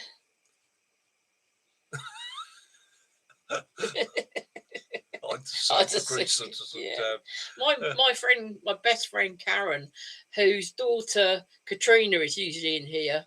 Her grandmother, Katrina's grandmother, run a pub on the seafront in Yeah. Brighton. Many years, didn't she? Yeah. Yeah, so I may have been one of those short-haired Reprobates. hooligans. We didn't go out there, go ding ding ding ding ding ding ding. No, mine didn't No. go ding ding ding ding ding. No, we were all those. ding. We sort of see him. Ours could wait. They took going past and he went, really? Really? Yeah, it's yeah. You can have four small. You can have one tiny cylinder goes wing ding ding ding ding. You can have two tiny cylinders that go wing ding ding ding ding ding ding ding. You can have four cylinders of a reasonable size. They go whoosoo whoosoo. No, I choose to have a V twin that goes kadonka donka donka. Yeah. Yeah. Bush Crossing, we have nudists on our local beach. They all pop up when the sand dunes when you walk past and don't know because meerkats. Brilliant, brilliant. Yeah, because there's one down in near Yeah. Poole, isn't there? Gary, I will say that although I make jokes about Yeah. Brighton, and that is very unfair of me, Yeah. I do love the place. We've had some great times Yeah, some down fantastic days Yeah. down there. there. We have, and when I first met Kaz, obviously she was a Cranley girl, so on the Sussex border. Night Quite long, often Uncle. Take it easy, we my would love. disappear off down there for days out and that. Hi, free dog. So, How you yeah. doing? Very cosmopolitan. There's a lot down there for everybody. So it is. I used to like place. going in onto the Free dog. How you doing, brother? the pier, and used to go in the old fashioned. Used to get the old pennies and get a glass. What the butler saw of. I have a habit of jumping off piers. Yeah.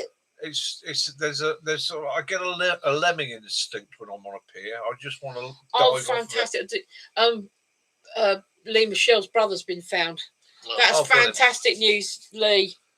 Oh, no, brilliant, mate. At least you can breathe well. Right, That is Ali. good news. Really Take pleased it with that. easy, my Ali, love. thank you for joining us, mate, and have an absolutely awesome week, my bro. Go pour yourself one of your favourite tipples, and Your butt yeah, fast. have a butt fast. And have a great night and have a great week. And there is a channel for any of you that Called ever want to have a tombstoning. Yeah, giggle. not a good idea. Outdoor Alley. Yeah, well worth visiting. Does some fantastic lives, great fun lives. Brilliant with the music as well. We used to stop. We used to go to Bognor Regis and watch the old Birdman Oh, off there. Sussex was saying they used to jump off the pier as kids. Yeah. Bloody Bognor. hell. That's Yeah. quite a drop. Yes. Yeah, we didn't have any piers in Cornwall. I No. think that's why I get this urge to jump off of it. It's like, this won't be natural, this don't What be. What be this then? I don't want to get my pasty wet. Oh, it's not. Oh, we got to say in Cornwall, there's nothing finer than a wet pasty. We like our pasties It moist. makes sure all your crimps soggy. Caroline, behave Oh, yourself. he likes to nibble the crimp. It's going downhill fast. Birdman rally, yeah. The Bognor Birdman. We used to go Yeah. down for that, didn't we?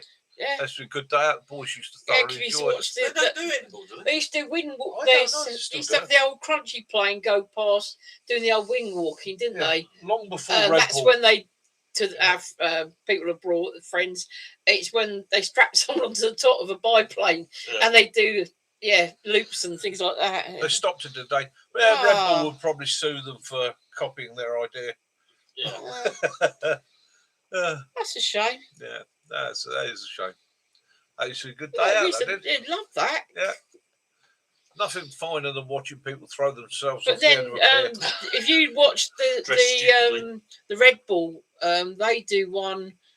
They go It's all in over the world with Germany it. and things like that, Looked at. and they really they have like twice as high the piers, and but a lot of it's cheating. Bushcraft rebooted. You've fallen out of one. What a chuckle that is. Oh yeah, but he's a big parachuter, isn't he? Yeah. So yeah. Oh, yeah. so this was voluntary falling out. It was at Yeah, Pagham. well, yeah, was that voluntary or involuntary? It's,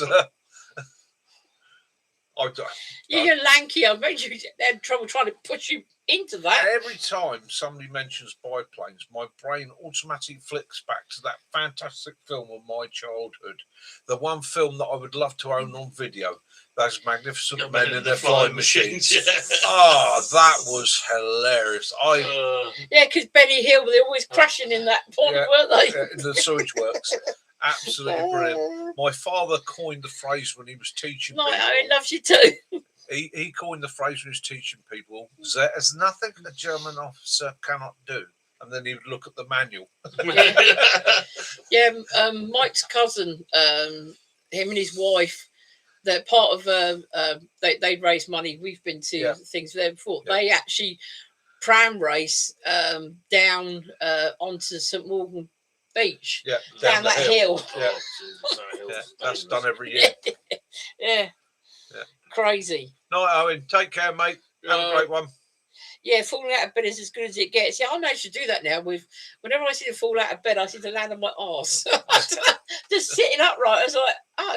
No, how did I get here? Bushcraft rebooted. You paid good money for that experience. Mate, it's got a bit of thrill and a buzz. I mean, I'm a man that's terrified of heights and has been all his life. I hate flying. I really, really hate flying. I've been in Chinooks, helicopters, Hercules, many civilian aircraft. Crop sprays is the one I Crop really sprayers. hate. I've tried to. People say if you do it, you'll get over your fear. Well, the most extreme one I had, they brought some New Zealander crop sprayers in to spray all the bracken off on one of the. It's like a 1.5 seater. And there was this little tiny helicopter that they were whizzing round in. And I had because they were using my range, I had a chat to them and said, is there a chance towards the end of the job that you could take me up and I can get some photographs, original attitude of the ranges and facilities and that? And they went, yeah, no problem, tomorrow. mate. They stuck me in this helicopter, all right? So I'm half out this bloody door and then said to me, oh, yeah, legally you can't be in here because there's no doors, it's not safe, we're only allowed the pilot, so if you fall out, it's your own risk. I was like, fine. This pilot just looked at me. No, he hasn't. He had eyes that went in opposite directions, right? He looked at me, he grinned and he took off. And he did goes this like that. down the range floor like that. He thought I was up for a thrilling experience. All I wanted to do was go up, take photos and come straight back down. And he's whipping through literally through the trees, through the not in and out of the individual trees. But I've never seen a human being that colour when he got out of it. Down the rides and tracks, right, whizzing around, spraying these things, and then whooping up at the end of that. And I look up and I see there's a bit of string on the windscreen, about that long. And you've got a radio on, and I said, so I'm trying to be brave and sound like I know what I'm talking about. So I was like, what's the bit of string for? And he went, we're flying that low and fast that I can't take my eyes off of where we're going to look at any of the controls, altitude, anything like that. If I did, he said, we're just a ball of flame. He said, that bit of string tells me if we're going up, down, left or right. He said, that's why it's in my eye line. He said, so I can just follow it. And I was like, I've never been so terrified of seeing a little bit of red wool, I think, but it's a red bit of string taped to a window, and thinking to myself, if that That comes flies off there, with- I'm bailing. Sussex said, did he blow his eyes? One blew left and stayed there forever. I tell you, I was terrified, and I came back. They landed and got out. Thought, never again. Sort of wobbled off and that. Walked back to Kaz, green as you could imagine. And she said, I was like, never again. Following week, oh, Mick, by the way, you're going out on a Chinook. Where did they sit me? Right down at the ramp. And for any of you that have ever been in a Chinook or know what I'll say, they are an amazing aircraft. Once they're in the air and they're moving, beautiful, fantastic experience. What a brilliant aircraft. I love them. To see a Chinook coming towards you always makes me feel warm and fuzzy inside. But to be sat in one on the ground as it's winding up and vibrating and bits are falling Bill. off and people are puking in their hats, Yeah. not my idea of fun. Gary said you were see you as a lightweight now. He said, I'm sure the tape was fine. Mate, terrified the life out of me. Yeah. I'm the only person you'll ever meet that shakes two steps up a ladder. And the daft thing is, I've done abseiling. Now I've done Bill, climbing. the boat he worked with, Bill, he went up and took one of the little buildings out on the gun range, and Bill took the ladder away, didn't he? Left you up there. I stayed up there all afternoon until they brought the ladder back.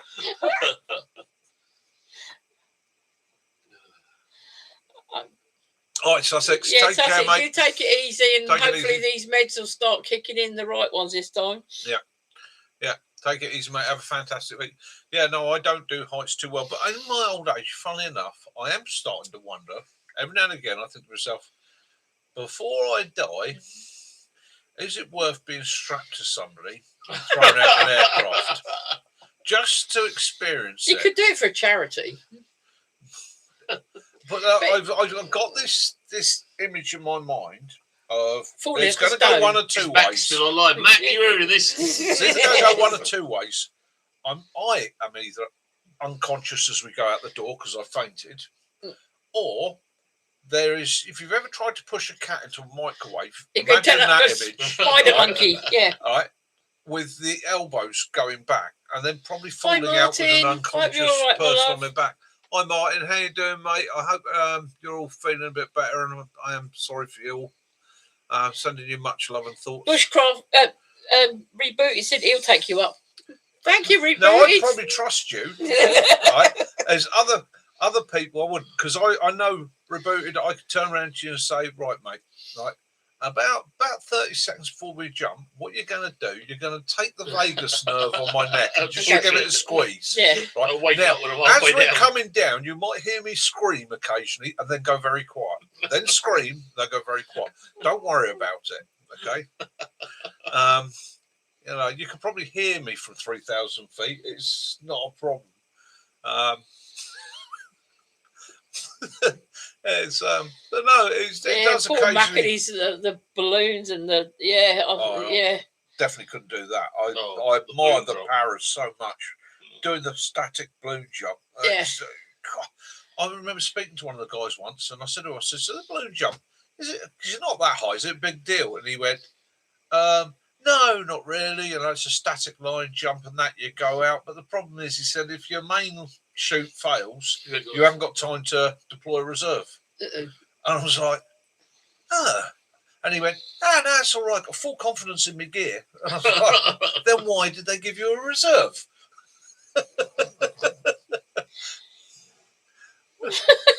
He's- You can hear some of the screamers from 12,000 feet. yeah. Yeah, it's it's. I can't Would say. you pack your own chute? Three Dogs in. Would you? No, I wouldn't. I wouldn't. And I tell you what, the guy packing my chute's going to see the pistol before he packs it as well. Yes, because he would try and do it like a stuff sack, wouldn't he? He Yeah, was, we rammed in there. That'll be all right. It'll come out. We'll be fine. And I must say, in actual fact, I said I was afraid of heights. I'm not afraid of heights. I'm terrified of the ground, Yeah, it's especially coming when up it's coming fast. towards me at speed. It's Yeah. I don't blame you, Jason. I wouldn't get me. You wouldn't get me in a bloody plane. I'll be like flipping thingy from A-Team. You'd have to knock me out to get me in the plane I was first. the guy that discovered that the perspex screens on a Gazelle helicopter aren't particularly strong. Okay, after dropping a very expensive, very large camera that I was supposed to be using to photograph something in the aircraft and seeing it disappear through the piece of perspex. You see that? Rebooted said he's racked up 19,000 jumps over 27 years Jesus. and packed 150,000 shoots. Brilliant. Wow. Bloody hell. How many times? Yeah, but how many Yeah, times did he have wow. to, how many times did he had to deploy his reserve chute? Though? Yeah. That is the question. Yeah. Well, I'm just sitting here, 19,000 jumps. If you calculated all the distances in feet, Yeah. how far would he have jumped if you put the whole lot together? God, bloody hell. Yeah, that would be Yeah. incredible. Fantastic, mate. I mean, it's one of those things, isn't it? It's probably the scariest thing. Probably the Going scariest out, thing in the jumping out, world. getting out of the plane. But there's got to Hi, be. Steve. It's also got to be one of the most amazing experiences. One of the things man has always wanted to do is fly like the birds. Mm. Unfortunately, flying like a stone doesn't really appeal to me.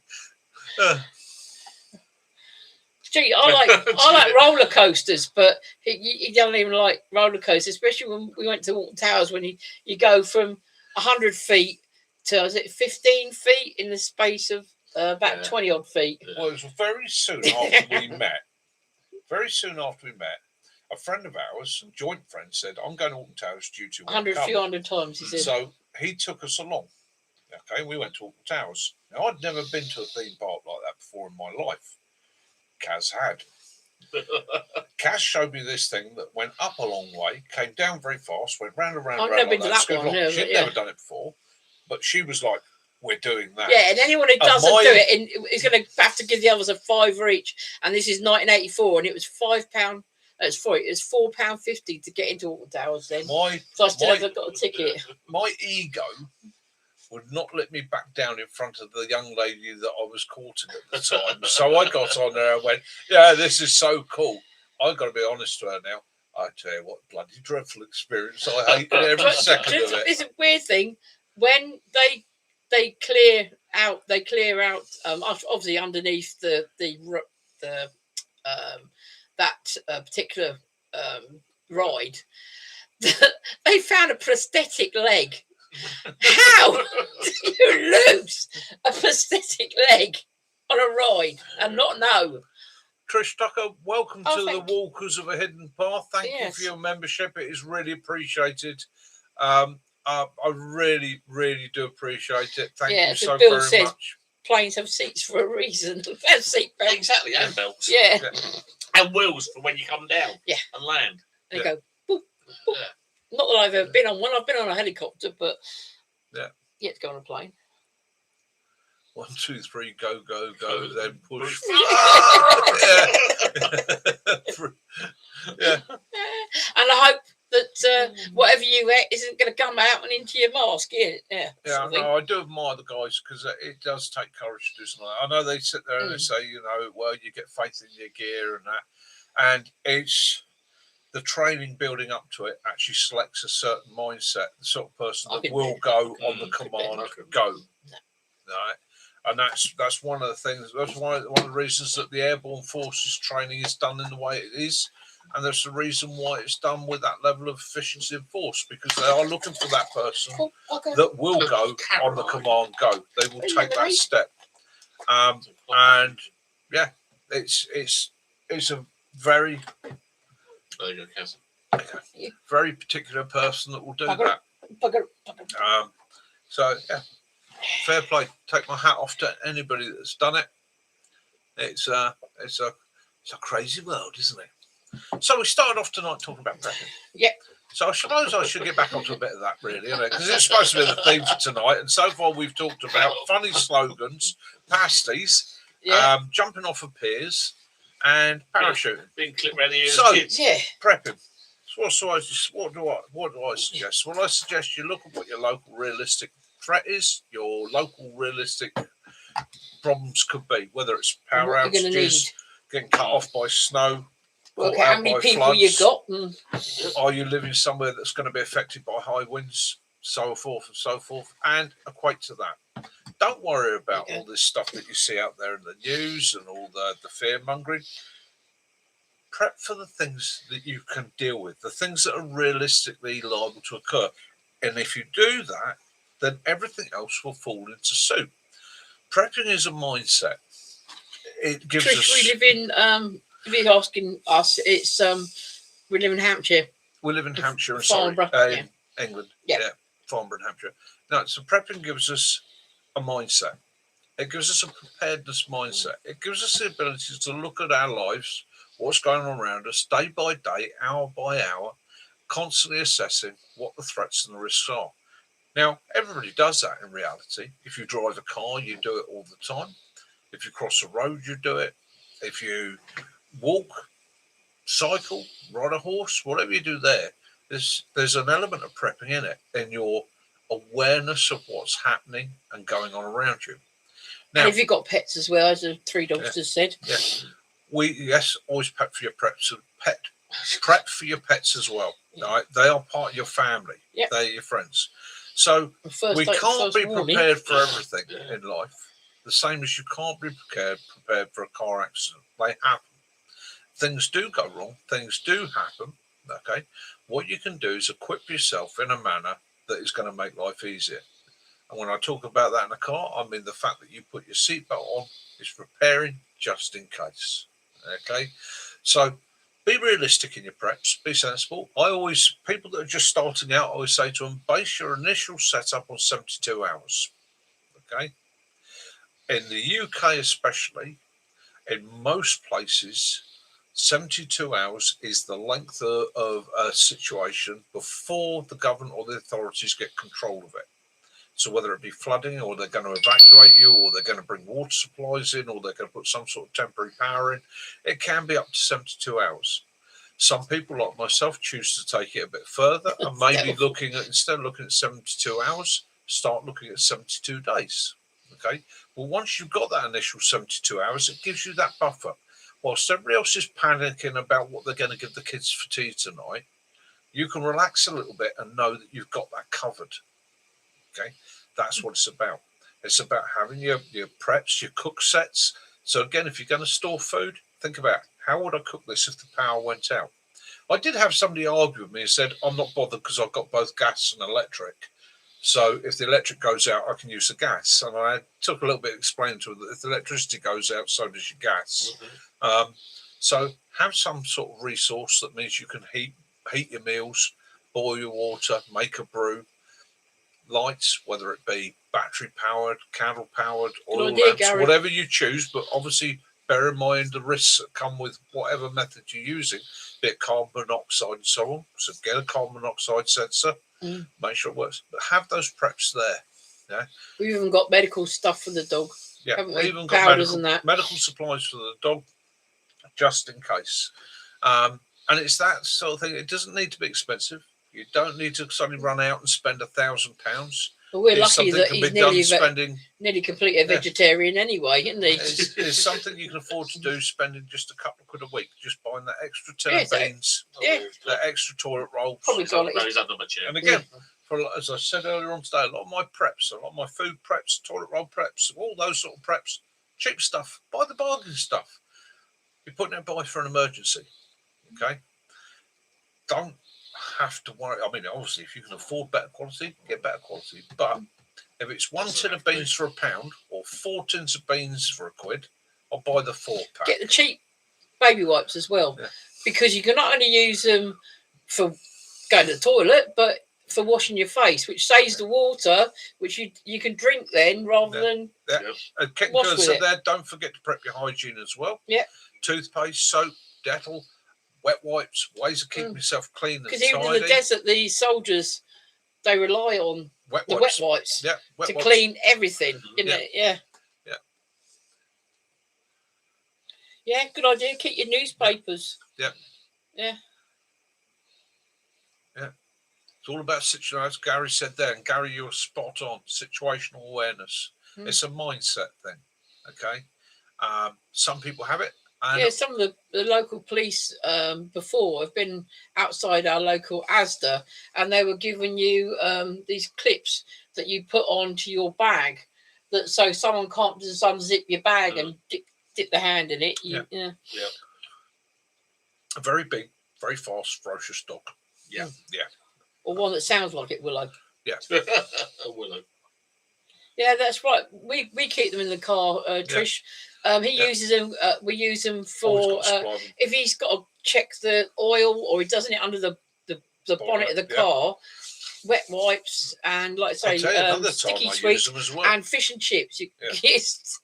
I've got some antiseptic hand wipes that I keep in my vehicle for work because I quite often have to use public facilities in petrol stations, things like that. Yeah, you want to. And the first thing I do when I come back out is I make sure and give my hands a good wipe. You know, make sure that I'm not carrying anything home to Kaz that she will want.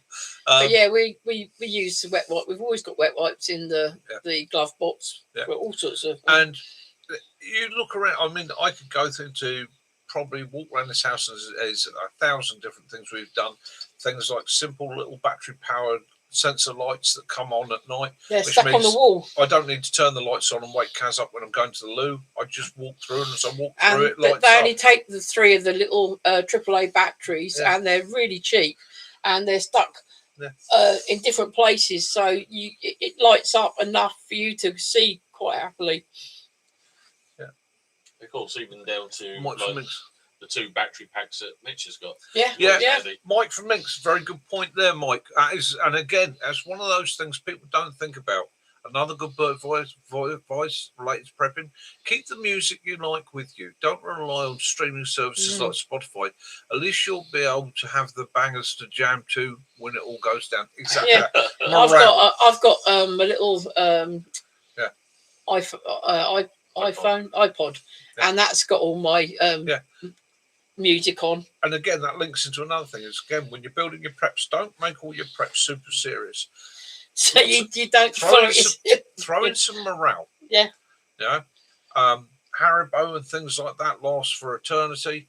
So little sweet treats, little pick-me-ups, little things that make you smile. Wow. Packs of cards. I'm a great reader, so I've got a library I've here. got puzzle books. I can sit and go through my library. So think about that. In a lot of situations, you might spend days sitting around the house getting bored.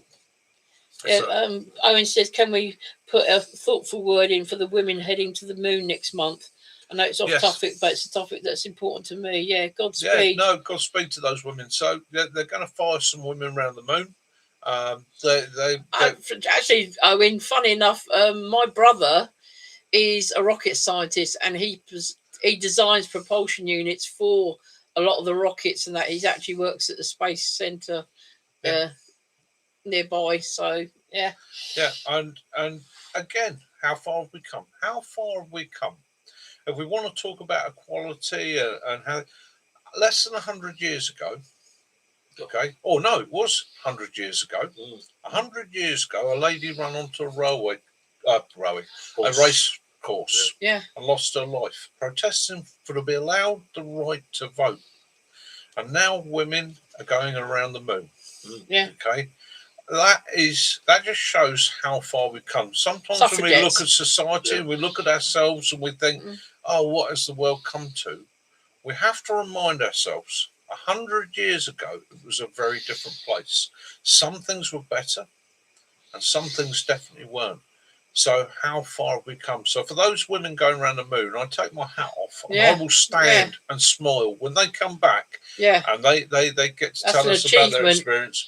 Well done, ladies. It's absolutely brilliant. And to the scientists, the professionals, and everybody behind that. So women can do it as well. It's not. But Mike from Minsk, I agree. Even regardless of prepping, at times the music will get removed. I suffer from mental health, and music is a big thing for me. I love to immerse myself in music, all sorts of music. It doesn't have to be a certain genre of that. And I wouldn't be without my music. The Artemis Project. Emily Pankhurst. That's it. So take my hat off to him. And Mike from Minx, thank you for pointing that out. You're dead right there. Music. Music is so vitally important. For me, it might be getting out in the woods and being active that way. Yeah. For Kaz, it's listening to her music. So again, find the prep that works for you. Yeah. Have the things around you that you're going to need, you're going to want, that you would miss. Yeah. And yeah, just walk through life with your head held high. Stealth put a and your teddy eyes bear. wide open. Stealth put a teddy bear in his daughter's go bag in the boot of her car. She went there and burst out laughing. Yeah, see, it did work. Yeah. Yeah. Excellent. It's just little things like that. Yeah. I've got a tiny bear. He's only about 2 inches high. Yeah. And he goes everywhere. Yeah, exactly that, Gary. In the 60s and 70s, women were rarely And you had to encouraged go to in achieve different- and have a career. You had to have different bars. You couldn't drink in the same bar as a man. When we were courting, I Yeah. took you down to the village. I was only allowed a half. They wouldn't let me have. They wouldn't let me have a pint. We No. weren't going to let her play on the pool table either. Oh, bloody Women playing on the pool table. And I thrashed his cousin, and he's a B team as We, well. we can't have we can't have women playing on pool table around here. No, they'd be getting into positions, and that would be unseemly. Good night, Ray. And I expect A-Teep's coming up. Or is it? Yeah, it's nearly. So Yeah. it's the foaling time starts for you, isn't it? Not long now, it'll be busy for him. Yeah, so my mum was one of the first postwomen in Guildford Post Office, and she's often said, they literally, her interview was like, well, we haven't got any toilets here for ladies, so you have to bear that in mind, It's like the women, in the Victorian times who wanted to be doctors and teachers. It wasn't allowed, but they did it. Yeah. And Yeah. if it wasn't for them, So if we think back to how people thought then, they think exactly the same as we do today. Mm. Yeah?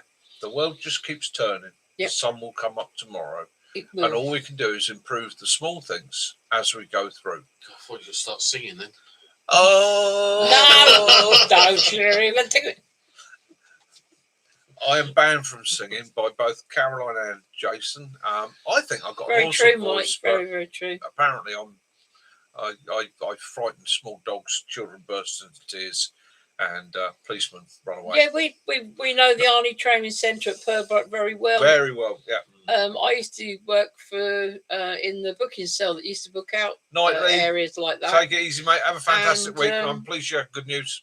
I've Mike worked was on there. the rages, and Jason's done cooking there for the Army. So we know it's it very not far well. from us at all. We do know No. it very well.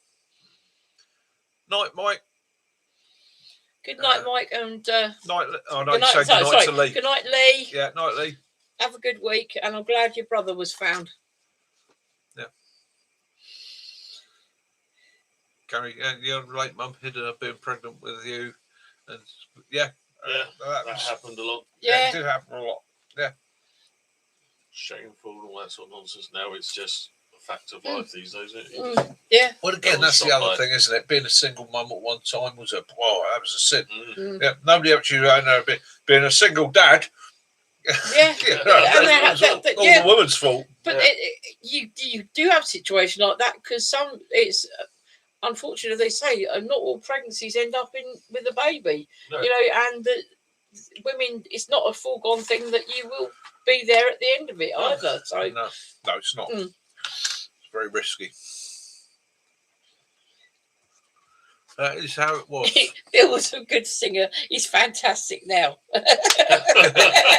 Island Jason, my Is that mum what his liked mummy Pete. used Yeah. to tell him? He said, Island Jay said his mum liked peach schnapps and Marlboros, and I turned out fine. Exactly. Yeah.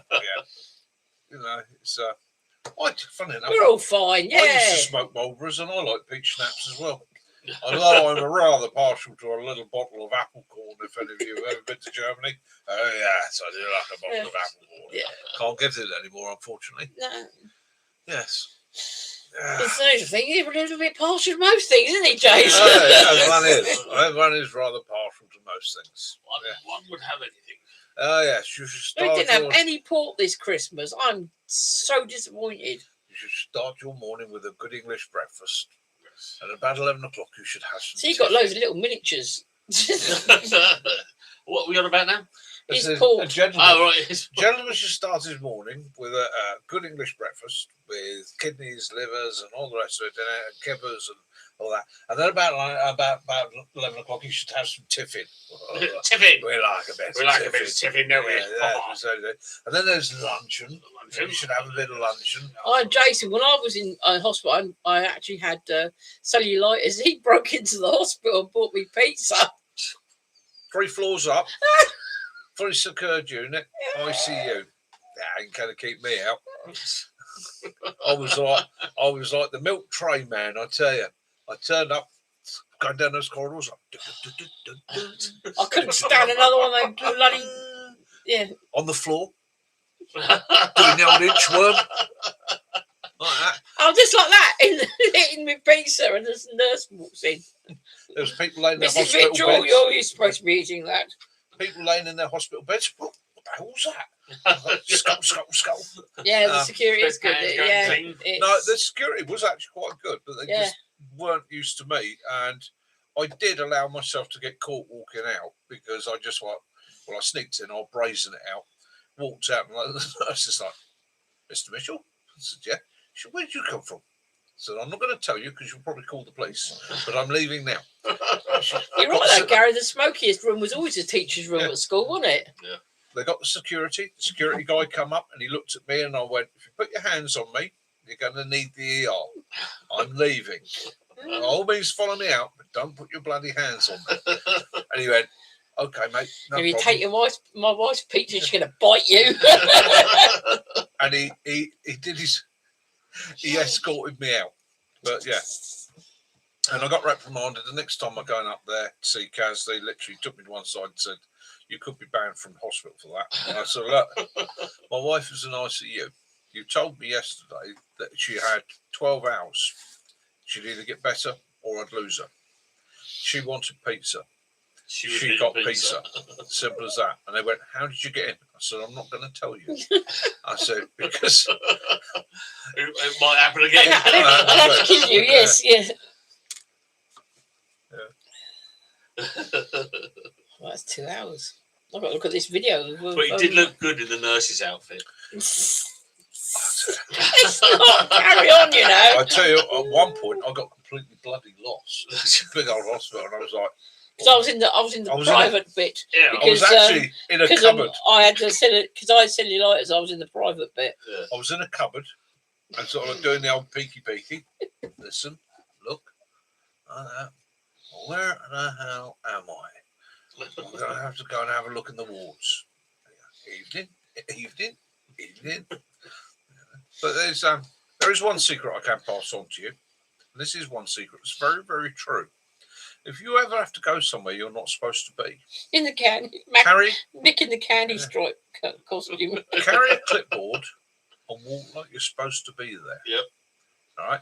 And if anybody says anything, just say these words to them: health and safety inspection, mate. Yeah. That does them all. You go almost there. Nobody will ever argue with a health and safety inspector, especially if he's got a clipboard. And if they do start to argue, you just go, what's your name? You're going in the book. Clipboard and a high vis jacket as Yep. well. Yep. Does it? You can get just about Works anywhere. every time.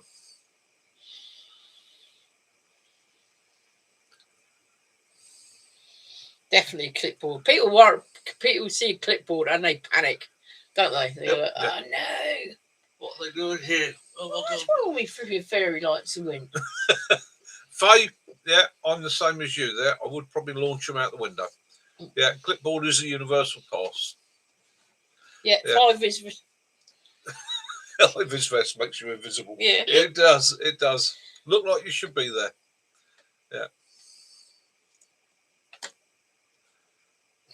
To make Oh, sure, yeah. I won't share any Yeah. of the secrets. But, Just because the lady likes milk trays. I will say that I was, They don't like black magic. Yeah, they I like dark was chocolate. trained by some very, very clever gentlemen. Oh, I should have been around in the 1940s, I tell you. Oh, I would have definitely volunteered for the League of Ungentlemen. The gentlemen. Oh, he's got to go put his gear away. Thank you for joining Right, us, Jason, Jason. no And we'll problem. speak to you Thank you soon, very my much. love. In actual fact, we're going to wind up now because Yeah. that's 2 hours and 3 minutes. Guys, have an awesome week. Have some fun. Get outdoors. Have your adventures. Do the things you love to do. Maybe break the little rules. Get your prepping sorted and have a check of it. Don't be frightened of the that's in the news, Crap. because at the end of the day, there's nothing you can do about it. And remember, next time you're in a supermarket, get yourself a nice little. I'll say a Maltese, like a gobstopper, and flick it at someone and look at it. What was it? I don't know. Nothing That about it. reminds me. I found a shop that sells dried peas, but we'll get into that on another day. I can do some amazing things with a dried pea. Anyhow, I will leave you there. Breaks your wonder, doesn't it? Till next time. Yeah, Yeah. till next time. Guys, have fun. Take care. Look after yourselves. Get outdoors. Have an adventure. Do something fun. Sort your preps and prep for those things that you can realistically, do something about. And be safe. Don't worry. Sweet dreams. Love those you do. Forgive those you don't. And as always, may peace and light be upon you all. From me, from Jason, Good night. and from Kaz, and from Willow, who's not really shown himself tonight. He's- Apart from he's the under little the chair. chair. He's on the Jason's chair. Do you want to come up and say goodnight to I will. everybody? Hello. Willow, Will I come? do you want to come up? Good boy. Good. No, No. no, I'm not going to chase him around the room. No. Right, take care, everybody. No. All the best. Till next week. Kick out. Ooh.